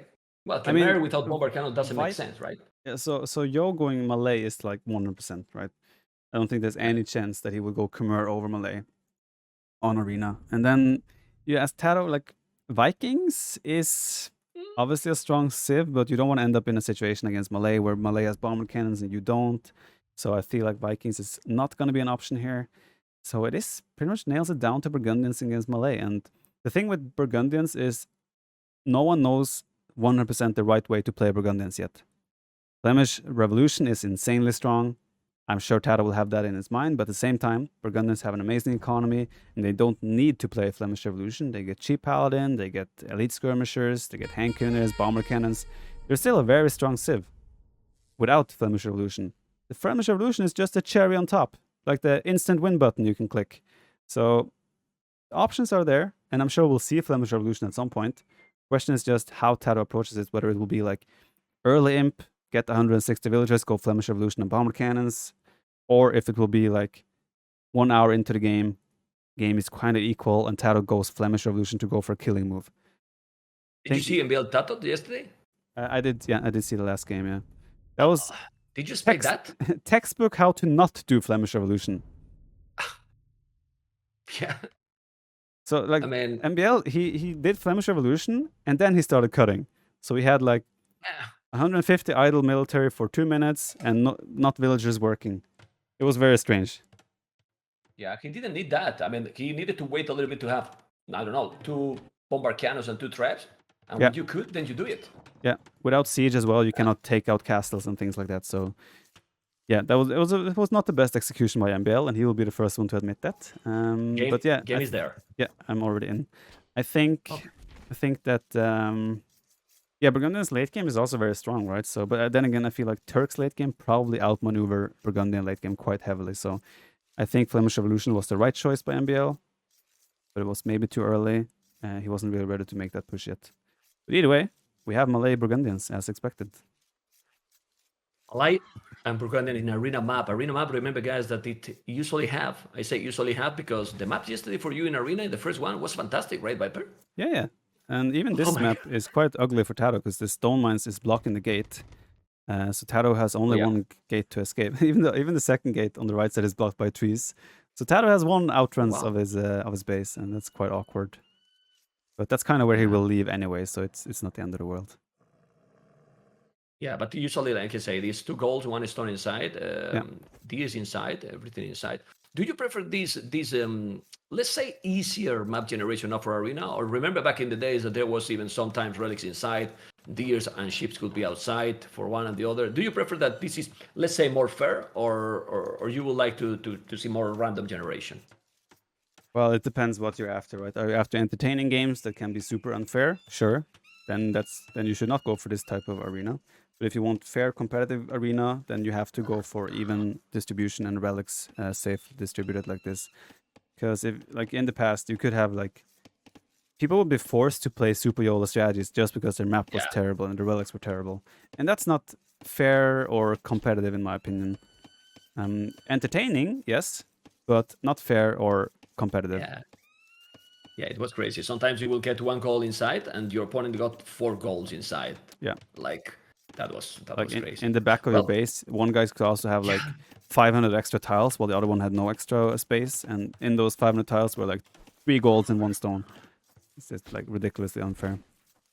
I won't say what player, but I remember in some arena edition, and we can talk about that because arena is usually guys is slow. I mean, you're gonna go probably Mr.Yo gonna go. This is so exciting right now. But this is slow. It's slow in the start. It's so exciting right now, man.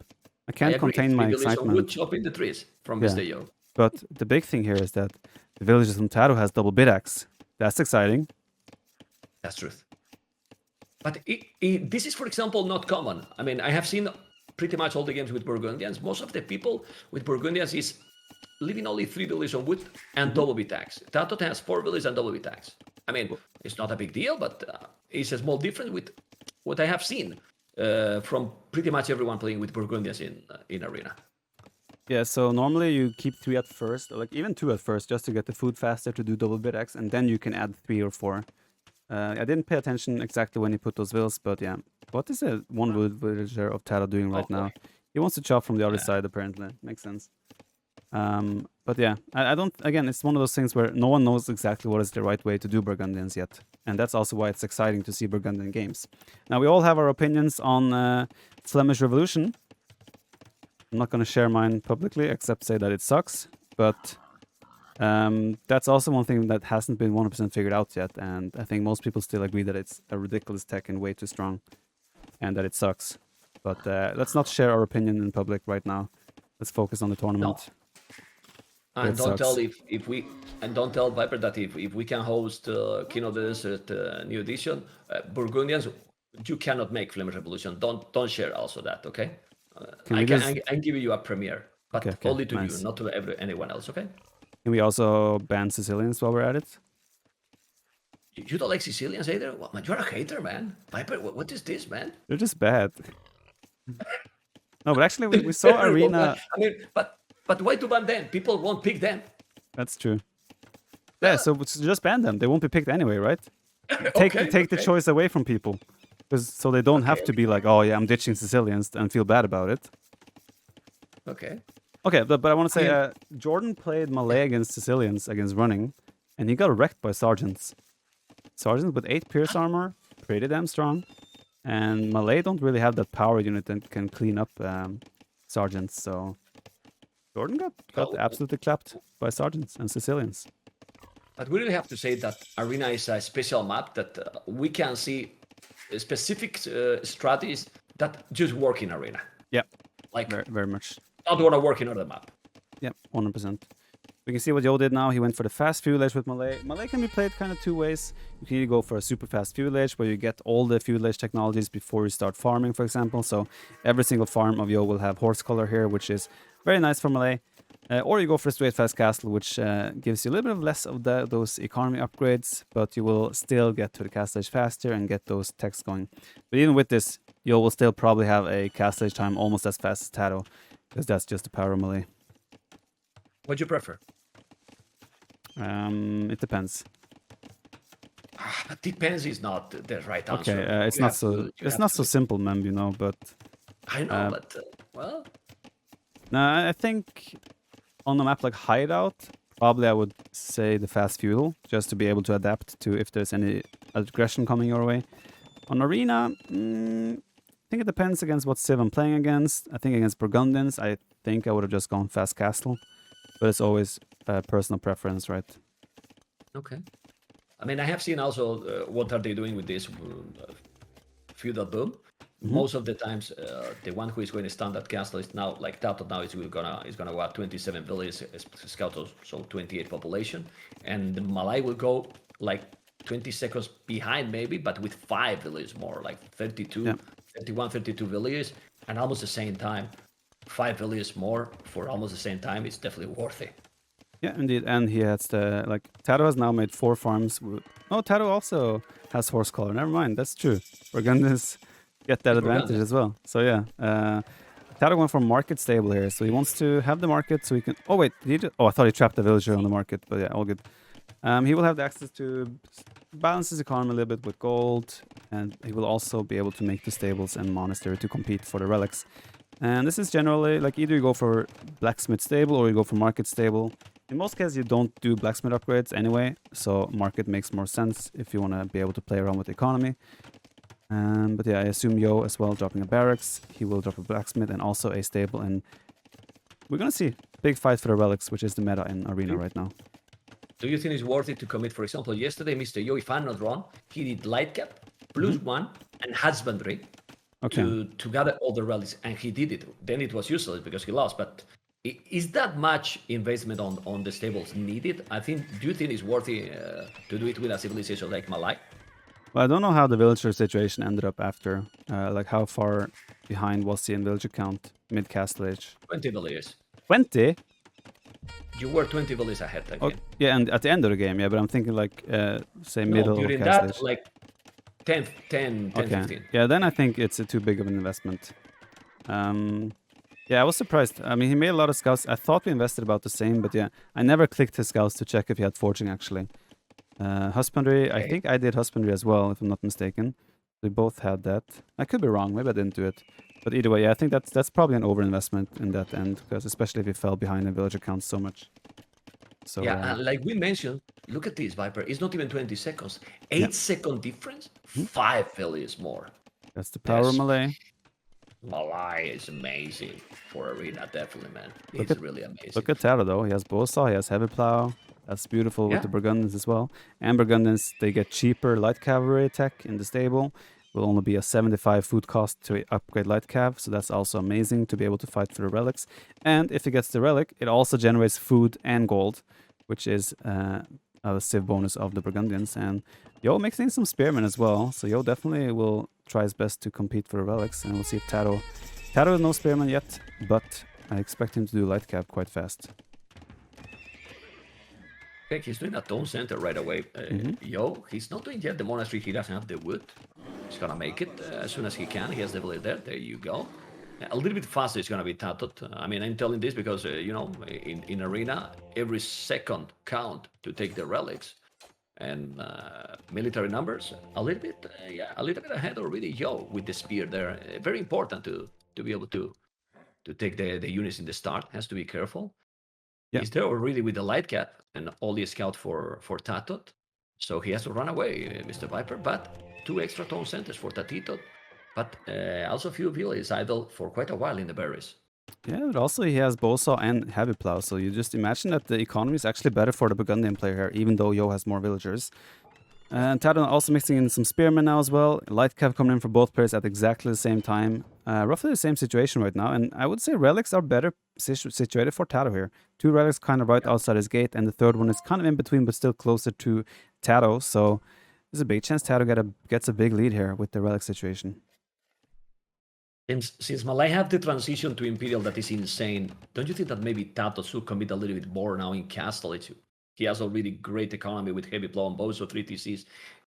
Try to avoid that Mr.Yo is coming on his face. Like because the transition to him most likely will be always faster for Malay, at least that he kind of failed.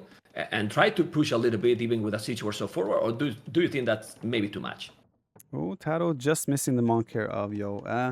But as you say, it depends, right? It depends how TaToH wants to, like what TaToH's long-term plan is as well. Is TaToH planning to go Flemish Revolution in early imp? In that case, I think it's fine that Yo gets a forward position, because then TaToH just gets like 2-3 bomber cannons and a trebuchet, and then you do Flemish Revolution and just push back and clean up everything. In that case, I think it's fine, but yeah, as you say, if TaToH is planning to play a normal Imperial Age game, then definitely probably doesn't want a castle, for example, on the forward gold and forward stone, because that's it. TaToH's resources are exposed on the outside of the base, so he definitely wants to control that. A lot, and definitely Mr.Yo has explored everything. There is a lot of light gas, yet not too many kills, but all the kills, only 2 for Mr.Yo. Still trying to get the relics, and I think Mr.Yo might find that monk. No, well, he's taking a battle there that I'm not sure if he's good. Well, he has the 2 spears, but he's hiding that monk on the right. But Mr.Yo is trying to find. No, still not finding. 1 relic for each player. So for now, I just hope that they get 3-2. I don't like when in arena game there is a 4-1 distribution. I know that you want 4 relics for TaToH, but like the relics can be really important. And imagine Burgundians with 4 relics. Yeah, for sure. I mean, if you're 4-1 relics, it's definitely a big advantage. Looks like Yo will actually be the one getting the advantage because he's going to try and pick up the relic now. TaToH is moving just at the right time though, so he will probably see that monk and pick it off quite quick and effectively. Yo again with a big investment on the cavalry units here, or scout light cavalry, to try and get the relics, and so far kind of equal situation, but TaToH has kind of stopped making light cav. He's still making some spearmen, however, but I want to check the resources right now. Who has collected the most? Economy, they have collected almost the same. TaToH with slightly more. Yeah, it's almost the same. It's crazy. It's crazy. Both civilizations really good with the economy, for sure. Anyway, 4-tone center. Well, this is, for example, already a difference. Yesterday, with Malai, he only made 3 TCs the whole game. 21 minutes, 4-tone centers. Yeah. So he's planning to get a little bit of a completely stronger economy now. Like, even if he clicks up later to imp, he will still be fine. He will just have more villagers and have a stronger economy. So if Yo feels comfortable taking this to the late game, that's definitely a good way to do it, by adding the 4th town center. TaToH adding a 4th TC as well, so they both are playing very similarly at the moment. We're gonna have to... The big thing will be, again, the main thing right now is still when/if TaToH is planning on Flemish Revolution, and how fast. Yeah, that's true. I mean, don't think it's going to be super fast. But, he's going to try to pick up a couple of monks. Ooh. Instantly picking off 2 monks there and not losing any light cav in return, getting out of there without losing a single light cav. Very nicely done by Mr.Yo. He's doing the loom now, Mr.Yo. I don't know if he's planning to also go in some aggressive somehow, because the loom is definitely not needed. It's not a big deal, but still, he did it. And, well, military number is almost the same. Still 5 villages more. Now they have both the same upgrades. Husbandry for TaToH, so they still fighting. They probably don't want to lose the middle, let's say. 2 relics for Yo. And TaToH, where's the relic? He just lost 3 spearmen for free by leaving them isolated. Quite sloppy by TaToH there. TaToH is starting producing light cav again. And yeah, I'm missing handcart for TaToH. Like, wheelbarrow is just now coming for Yo. I think TaToH should have done handcart a long time ago. But yeah, that relic still being out there should never be the case. I think TaToH should have secured that. And also with husbandry, I'm surprised he didn't do that earlier, especially considering husbandry is only 75 food for the Burgundians. I'm 40 now. He's only 40? No, he's doing forging now. Oh, forging. I was like, okay, yeah. Forging. Yeah, and Yo repaying the favor, donating 3 spearmen to TaToH, making an even game. That's a bit strange. And now TaToH is looking good to get the last relic. TaToH should probably commit on the monks here. And Yo is just trying to convert the spearmen instead, which is a good move, considering that he's more likely to get those conversions, but gets 0, and TaToH gets away with full map control and gonna get the last relic as well, even though Yo is chasing him down now with a light cav. Yeah, gonna lose everything there. He has 4-tone centers. You can see 85 villages, 81.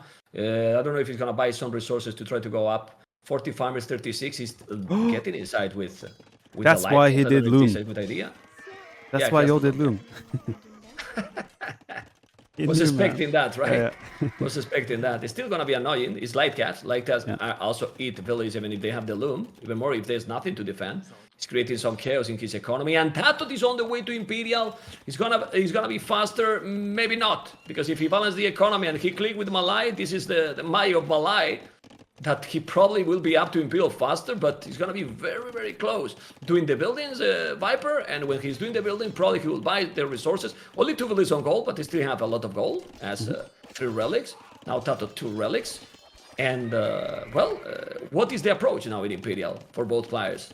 I mean, first off, those 3 light cav have gotten so much value. They killed 2 scouts, they killed a villager, and they're forcing Yo to even make a knight and more spearmen.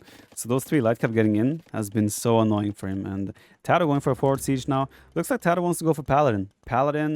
Probably Paladin, maybe Bomber Cannon. And I think, if I'm not mistaken, Nikov played against same name Arena with Burgundians against Malay. And Nikov just went full Paladin and killed same name straight up with Paladin. Yeah, and if he's going range units, even easier because he's going archery ranges now. Yeah. And oh boy. But that's the thing, right? Yo has to kind of prepare in case Flemish Revolution is coming, right? If Yo was going Halberdier right away and then like, oh shit, TaToH's just doing Flemish Militia, then the Halberdier are useless. So that's the issue with playing against Burgundians as well. You just don't know. And TaToH's going to be faster to the Imp. He's going to have Paladin being researched immediately upon hitting Imp. And as you said, Yo is going for Arbalest, and Yo is now doing a forecast as well. If TaToH can get the Paladin upgrade fast, get numbers up to like 20, 30 Paladin, and get Bomber Cannons out, this could be a very, very strong situation for TaToH. Those civilizations like Kumans, right? Like, what is Kumans going to do? The second TC, the fast Imperial, full boom, even coming forward with rams and towers, whatever. Like, it's kind of tricky all the time. And Burgundians is one of those resources. Amazing. He's doing the paladins right away. Obviously, Mr.Yo need to explore now and see what army he's doing, his opponent. Otherwise, this is gonna be, very, very rough. The score seems to be very similar, but the advantage, in my opinion, should be with this army composition for TaToH doing the chemistry right away, Mr. Viper. Yeah, like I said, if those bomber cannons also have 25% extra damage, so if he gets 2-4 bomber cannons out and gets like paladin numbers in the 20s, Yo's transition is going to take. Yeah, Yo's transition is going to take a lot of time here, and Yo is kind of committed though. I think it will be hard for him to. He's doing barracks now. But now is the thing where, okay, now you're switching to barracks, but that's going to take time, and you already have ranges, you kind of want to still make Arbalest. It's a very tricky situation for Yo right now, and behind this, TaToH could keep making villagers up to the 150, 160, 170, and like if he has 170 villagers, 30 Paladin, 4 Bomber Cannons, he could sacrifice his Paladin, keep making vills, hey, Flemish. Do Flemish, and then you have Bomber Cannons and Flemish. It's just such a powerful Civ with all these transitions and gimmicks you can throw out there. And Paladin, less than a minute away. Bomber Cannons can start to be produced now because chemistry is done. That's the one thing I'm missing now from TaToH. The Bomber Cannons has to be starting. TaToH. Sorry, I'm cheering for TaToH. But TaToH, make Bomber Cannons. Nah, we don't notice. We don't TaToH! notice. TaToH, dale, hombre! Siesta! Well, he's +2. Stop sleeping, man. Stop sleeping. But now he's sending cavaliers under the castle in a bad spot. What is he doing? What is he doing here? Wasting army for free. Literally, if you ask me, I don't like that one.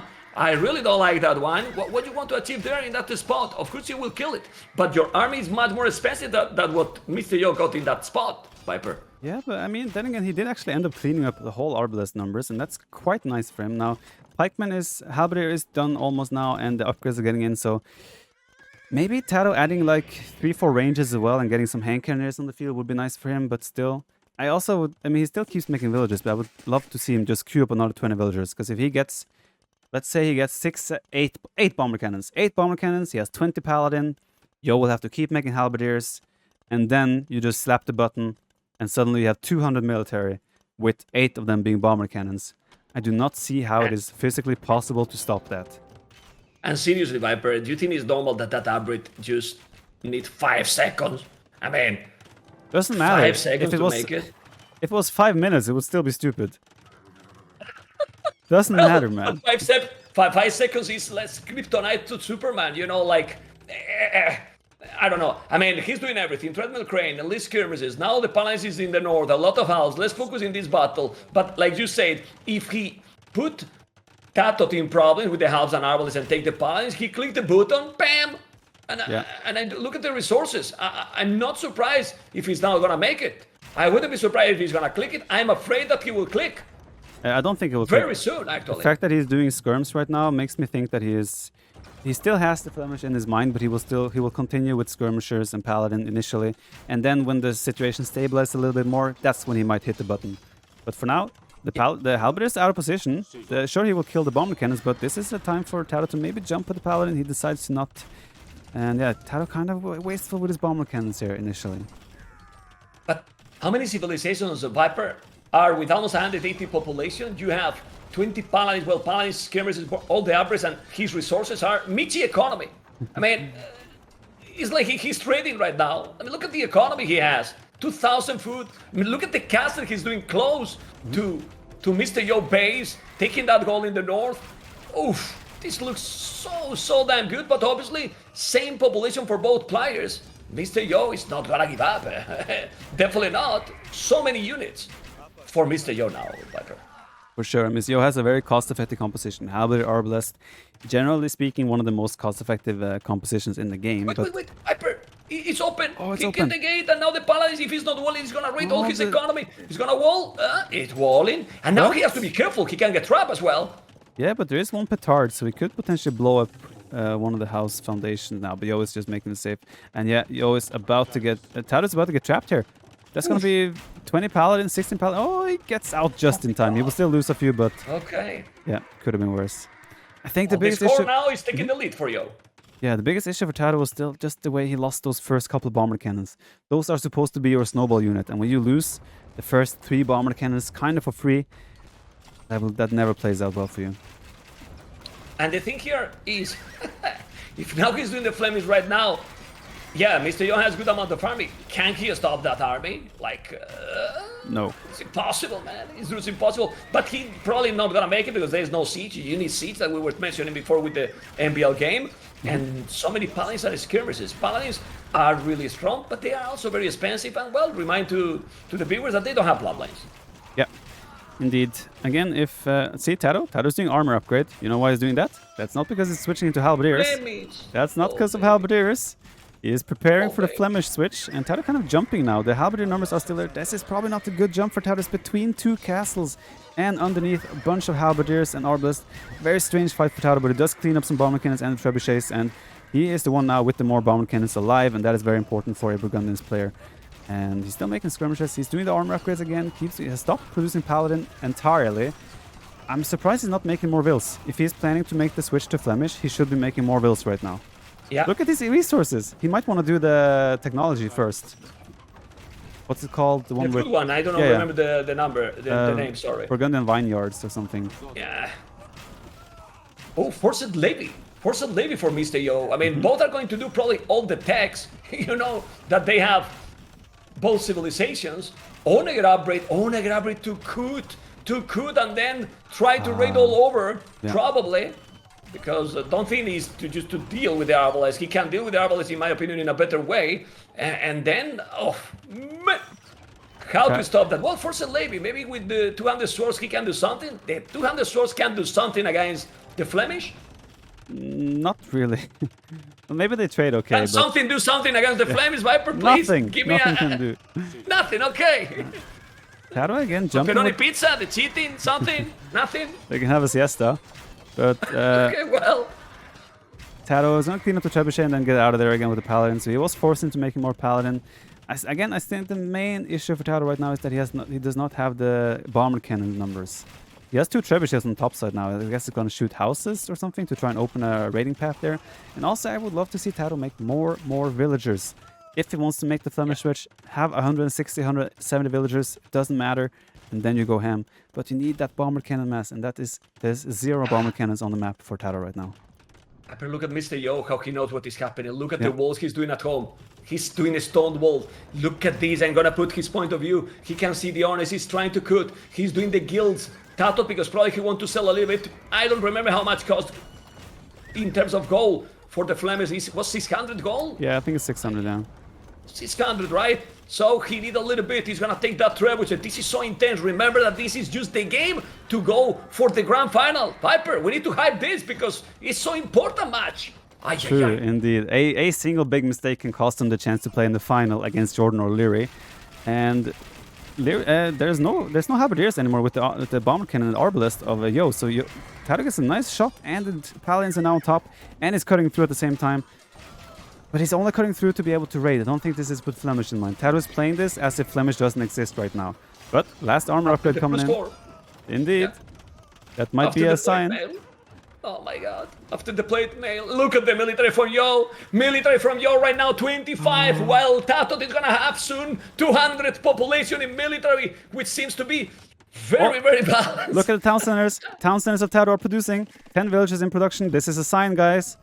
And at the Oh same my time, he's God. cutting, he's killing villagers on top. The paladins are coming in now to raid. Yo is forced to make a second castle in the back of his base to just be safe against the raids. And at the same time, the skirms of TaToH are trading effectively enough. And while Yo is trying to switch to a 200 swordsman, and sure, the 200 swordsman will do good against the skirms, but that's not only what it's going to be facing soon. Seriously, Viper, this economy is ridiculous. Look at the economy he has. Look at the food he has, the gold, everything. And now, is he doing the upgrade or no? He's doing the upgrade in the castle that is outside. After that trebuchet, the Flemish is going to happen. And check now in 5 seconds. Countdown. 5, 4, 3, 2, 1, and where this? Oh, he canceled. He canceled. Oh, come He on. canceled. He canceled just to make me look bad, Viper. There is a doubt castle, Kick by the way. TaToH from your team. He canceled. There He was- canceled. I mean, Viper, what is this? Come on. This is debated, man. I This think- is debated. I'm off now. I'm not I casting actually anymore. think the reason he What the canceled was... troll? I think he canceled because he did... Okay, now he's No, no, doing no, it. no, no. Let's go fight. Let's go. And fight. cancel, and cancel, and cancel. There we go. Flemish Okay, militia cancel are in. again. No, it's in, it's in. No, no, no. It's in. Okay, okay, okay. Move And the army- units. Okay, this Go. is Walking Dead game now. But man, maybe he's not gonna kill. I don't like Maybe the he's not gonna timing. kill Viper. I don't like the timing. No, me either. That up the siege, he got Arbalest. He got now the 200 swords, 2 castles, the trebuchet. TaToH might lose the game here, Viper. He has one trap. I don't know, I mean... Oh my god, the trap. the And he's timing coming, is- Walking Dead incoming. 175 military, Viper. Yeah, the arm is crossing the field, but then again, look at the siege. There's 2 bomber cannons, 1 trebuchet. That's not enough. TaToH needed to build up 3, 4, 5, 6, maybe 7 bomber cannons even, because that's when the real snowball happens. That's when all the buildings disappear. However, TaToH is doing it now. Obviously now there's 164 military crossing the field, and Yo trying to rush up a 3rd castle in the same position here, because he knows now this timing here is crucial for both of them. For the time being, there's a bit of a snowball happening here, but Yo defending nicely so far. The castles are still standing. Go on. And he has border holes in his castles. Don't think Yo has murder holes, no. I don't think he has, right? It would be great. It would be Oh, he gets on just top of the great arbalest. here. Okay, the arbalest is getting in. But yeah, 3 castles there. If those, I mean, those 3 castles will most likely go down here. The issue though for TaToH is his military numbers is already down to 115. Okay, I like what TaToH is doing now. He's just falling back a little bit with his Flemish. He doesn't need to be under 2 castles. He has the siege advantage now. He has still skirmishers to fight the arbalest. So just wait, bring the bomber cannons out, bring the trebuchet out, and then you can die. But then again, Oh, Yo the still trap, the has trap. bomber cannons as well himself. Lose the trap. He's losing the trap. So important. So important killing the trap. Now the other bomber cannon. Oh my goodness. He took the bomber cannon in the last second, and I'm gonna tell you also something. He has 43 villages, but if he's not killing those castles, it's gonna be impossible. And now he can spam 200 swords also forever. Arbalest, he's just going to repair that castle, and it's only 1 bomber cannon. It's not working, Viper. It's not working for TaToH this. No, no, no, not anymore. 68, 67 military, 51 villages only. It's not working. Mr.Yo is holding the Walking Dead. Indeed, the way for TaToH now to play is pretty much fall back, stabilize, get your villager numbers up again, and try to hold. The timing just felt wrong. It felt off. He wasn't even maxed out on population. He should have probably made another 15, 20 villagers before he did it. And of course, 3 bomber cannons and 1 trebuchet was not enough to start wiping out those castles. That was a big misplay on the timing from TaToH on the Flemish Revolution. And the thing is, it's a one-time research, so we will not see a Flemish Revolution again, although he could make Flemish militia from the town centers. But yeah, right now, Imagine this if we see all the time. Oh my god. TaToH is in big trouble right now. Yeah. The good thing is All he cleaned up. population. Yeah, he cleaned up so much of Yo's army that Yo doesn't have a counterattack ready to go yet. And that is the good thing for TaToH. He will probably get back up to the population he needs. He has how many town centers? He has 8 town centers. So he's booming with 8 villages being produced at a time. And he will get back to a stable economy. Probably we will enter a 200 population game again. But TaToH did not get the value he was hoping for.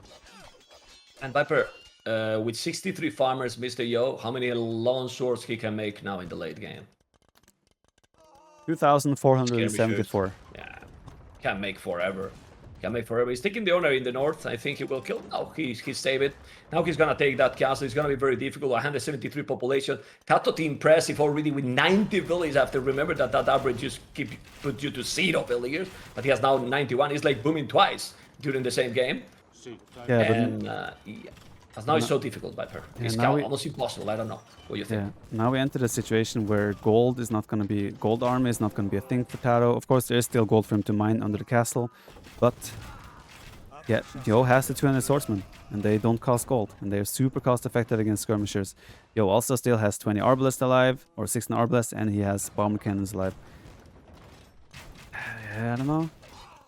48 farmers still now. He has 50 farmers. He has good. I mean, he has the same builds now than Mr.Yo. But the problem is that now Mr.Yo is the one who is going to be able to spam probably much better units. Those 200 swords will be there forever. Cabrams coming with the bomber cannons. This is really looking rough now for TaToH. TaToH will lose the last Flemish units, Flemish militia, sticking absolutely everything. And Mr.Yo, it looks that he's getting into the grand final. Viper, well, there is some paladins here coming. He's trying to kill the bomber cannons and the siege, but not much more paladins he will be able to do it because there's no gold anymore. Obviously, I'm biased. No hiding that. So I feel like this was such a lost opportunity. I feel like TaToH was in such a good spot, and then he kind of just mistimed the whole thing a little bit. Similar to MBL yesterday, where the timing was just completely off. But that's the thing. No one knows exactly how to play Burgundians yet. But I feel like the main thing when you want to go Burgundians Flemish Revolution is you need to have that siege follow-up. You need to have the bomb cannons, you need the trebuchets.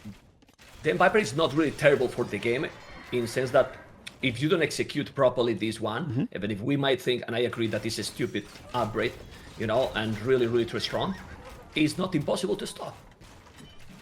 It is not. We've seen it lose now twice in a row, right? So definitely not impossible to stop, but it's still, it doesn't feel like, how to say it?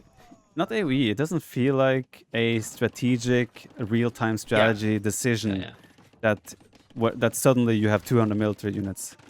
It doesn't feel right. Well, we will see in the timeline, when the game finishes, how great it's gonna look, that timeline. Yeah. It's hilarious, you know, it's really hilarious. Being said that, population for Yo, 85 largest army. 85 largest army with 70 farmers. He's getting now inside of TaToH base. He's gonna raid even the farmers and everything. TaToH is keep trying, but he probably knows, he probably feels that this is getting too complicated, because he's now have Khazars, but when he's getting inside with all this army, and now, yeah, look at the spam for Mr.Yo. Now Mr.Yo is the one who is spamming forever. Yeah, the army composition now is just way better for the melee player. With the arbalest alive still, he has skirmisher, halberdiers, and 200 swordsmen that don't cost gold. While TaToH, the only thing he can make really is hussar and skirmishers, and that is not going to be enough. When you also are down on the relics 2 to 3, there is not really too much you can do here in TaToH's shoes, unfortunately. And TaToH, afraid he will lose the 2 relics as well, as the monastery is on the front. And even behind this, Yo can also take the gold and the stone that is on the front of TaToH's base. And I'm afraid TaToH is going to have to take a breath and realize that this did not work out for him. Even though I personally think if he built up cannon numbers, he would have won the game. And that's interesting how... He never got more than 2-3 maybe at the same time. Exactly. If he had 8 bomb cannons when he did Flemish, I don't see how Yo stops that.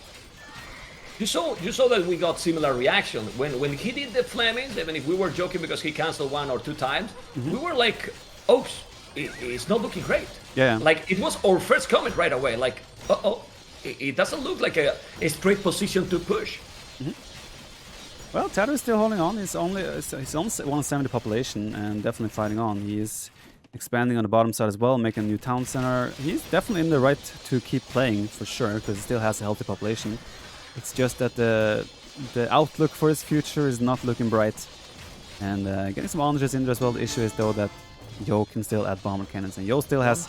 Look at Yo's bank. He can make gold units forever. Elephant. Even Elephant. Yeah. They are 40% cheaper, if I'm not wrong, after the last one. So they are incredibly cheap, and TaToH doesn't have hulks, so... He's going for a counter raid now. He's going to find Wills on the gold, so that's quite nice for him. But again, these are desperate moves where you're trying your best to just figure out somewhere to do damage. And even though his population still is healthy, when you look in his base, the Arbalists are on top of his town center, his bomb cannons coming in, the relics are exposed, and the 200 swordsmen are on top of the skirmishers. This is looking borderline impossible for TaToH to stop. Yeah, it is. It is almost impossible. He's now doing the guilds. He's still at the limit in terms of food for Mr.Yo, but as you say, he's raiding everything. He's inside. He can expand now 200 swords. I mean, we cannot see the value of these 200 swords. People probably doesn't imagine. They are just one upgrade away for champions, and you can make them only with food, Viper. Exactly, and their champion is amazing. Champion is the counter unit to full trash units, and what TaToH can make now is full trash units. So if you have a soft champion in your army that doesn't cost gold, that's ridiculously strong at this stage in the game. And yeah, TaToH is just going to keep trading inefficiently. His population is dropping, and Yo is slowly but safely bringing the game home and advancing to the grand final of the Open Classic. Well, Mr.Yo is about to be there. The Chinese in the grand final. He's gonna be waiting Leary or Jordan. Let's see which is gonna be his opponent. This is almost impossible now for TaToH, and it's not impossible anymore. It's just over, and Mr.Yo, Viper did it. The comeback, great series, and yeah, I mean we can say that TaToH did a small mistake with the, well, you cannot even call mistake, the timing, right? That wasn't the ideal, but great series, amazing series, really, to watch. I'm going back in time. I want to see when he did Flemish. I want to, okay, I have the, is this when he cancelled it? Well, that's where he did it. Okay.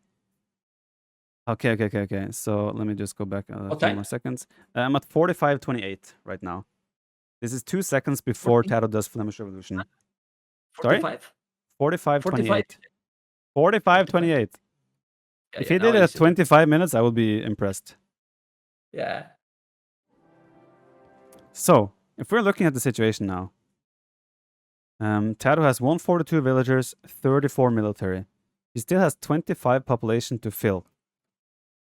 You don't want to do Flemish unless you're maxed out, pretty much, because that's when you have the maximum potential to do anything. So essentially what TaToH did now was throw away 25 population, kind of. What TaToH should have done, again, he only has one siege workshop. Of course, he's queuing up bomber cannons here, which looked promising because it looked like he was building up for Flemish Revolution a little bit later. But the timing now just became wrong because he has one trebuchet, he has 3 bomber cannons soon, and that is just simply not enough to get a snowball on multiple castles. And yeah, again, if TaToH had built up, let's say, 8 bomber cannons behind this and still just waited another 3-4 minutes before he did Flemish, he would have had 200 population, 8 bomber cannons, and probably 150 Flemish militia, supported by some paladins, some skirms, and of course the bomber cannon. And that's where this becomes scary, when the castles disappear and there's just so much army running on top of you. And that's how you take away the comeback potential as well. Even if he kills all the Flemish militia, you have destroyed so many castles, you have destroyed production buildings, maybe even took out the monastery. And that's where Yo suddenly, if he wants to come back, he would have to be like, okay, I have to remake all my production buildings, I have to get the relics, I have to set up again. And it's just a sequence of things that happens if you have the siege follow-up. And unfortunately for our boy TaToH, he did not have that. And yeah, this Flemish Revolution timing was definitely a suspect, no question about it.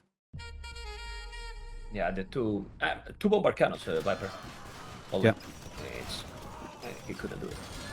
Well, it was great series. Fantastic series. I know that obviously, but we want series like this, Viper. I mean, we can be all happy with this first semifinal globally, because it has been fantastic series to watch. Yeah, absolutely, no question about it. And well, Mr. Viper, I just want to give you thank you so much for the co-cast and for the tournament. Hopefully you have enjoyed, and I will leave you because we're going to keep going with the second semifinal, and hopefully your viewers also have enjoyed. Thank you, Mr. Viper. Thank you for being here, man. It was a pleasure to have you, and enjoy the rest of your day. You're going to cast the rest of the tournament as well, and it's happening over at Mem TV. So if you guys want to see more of the crazy Spaniard, go to his channel and check him out. And I will take the siesta later. Yeah, siesta comes later. All right, man. Have a good one. Okay. I'll see you around. Thank you. Thank you, Viper. See you guys. See you. Bye-bye. Bye-bye.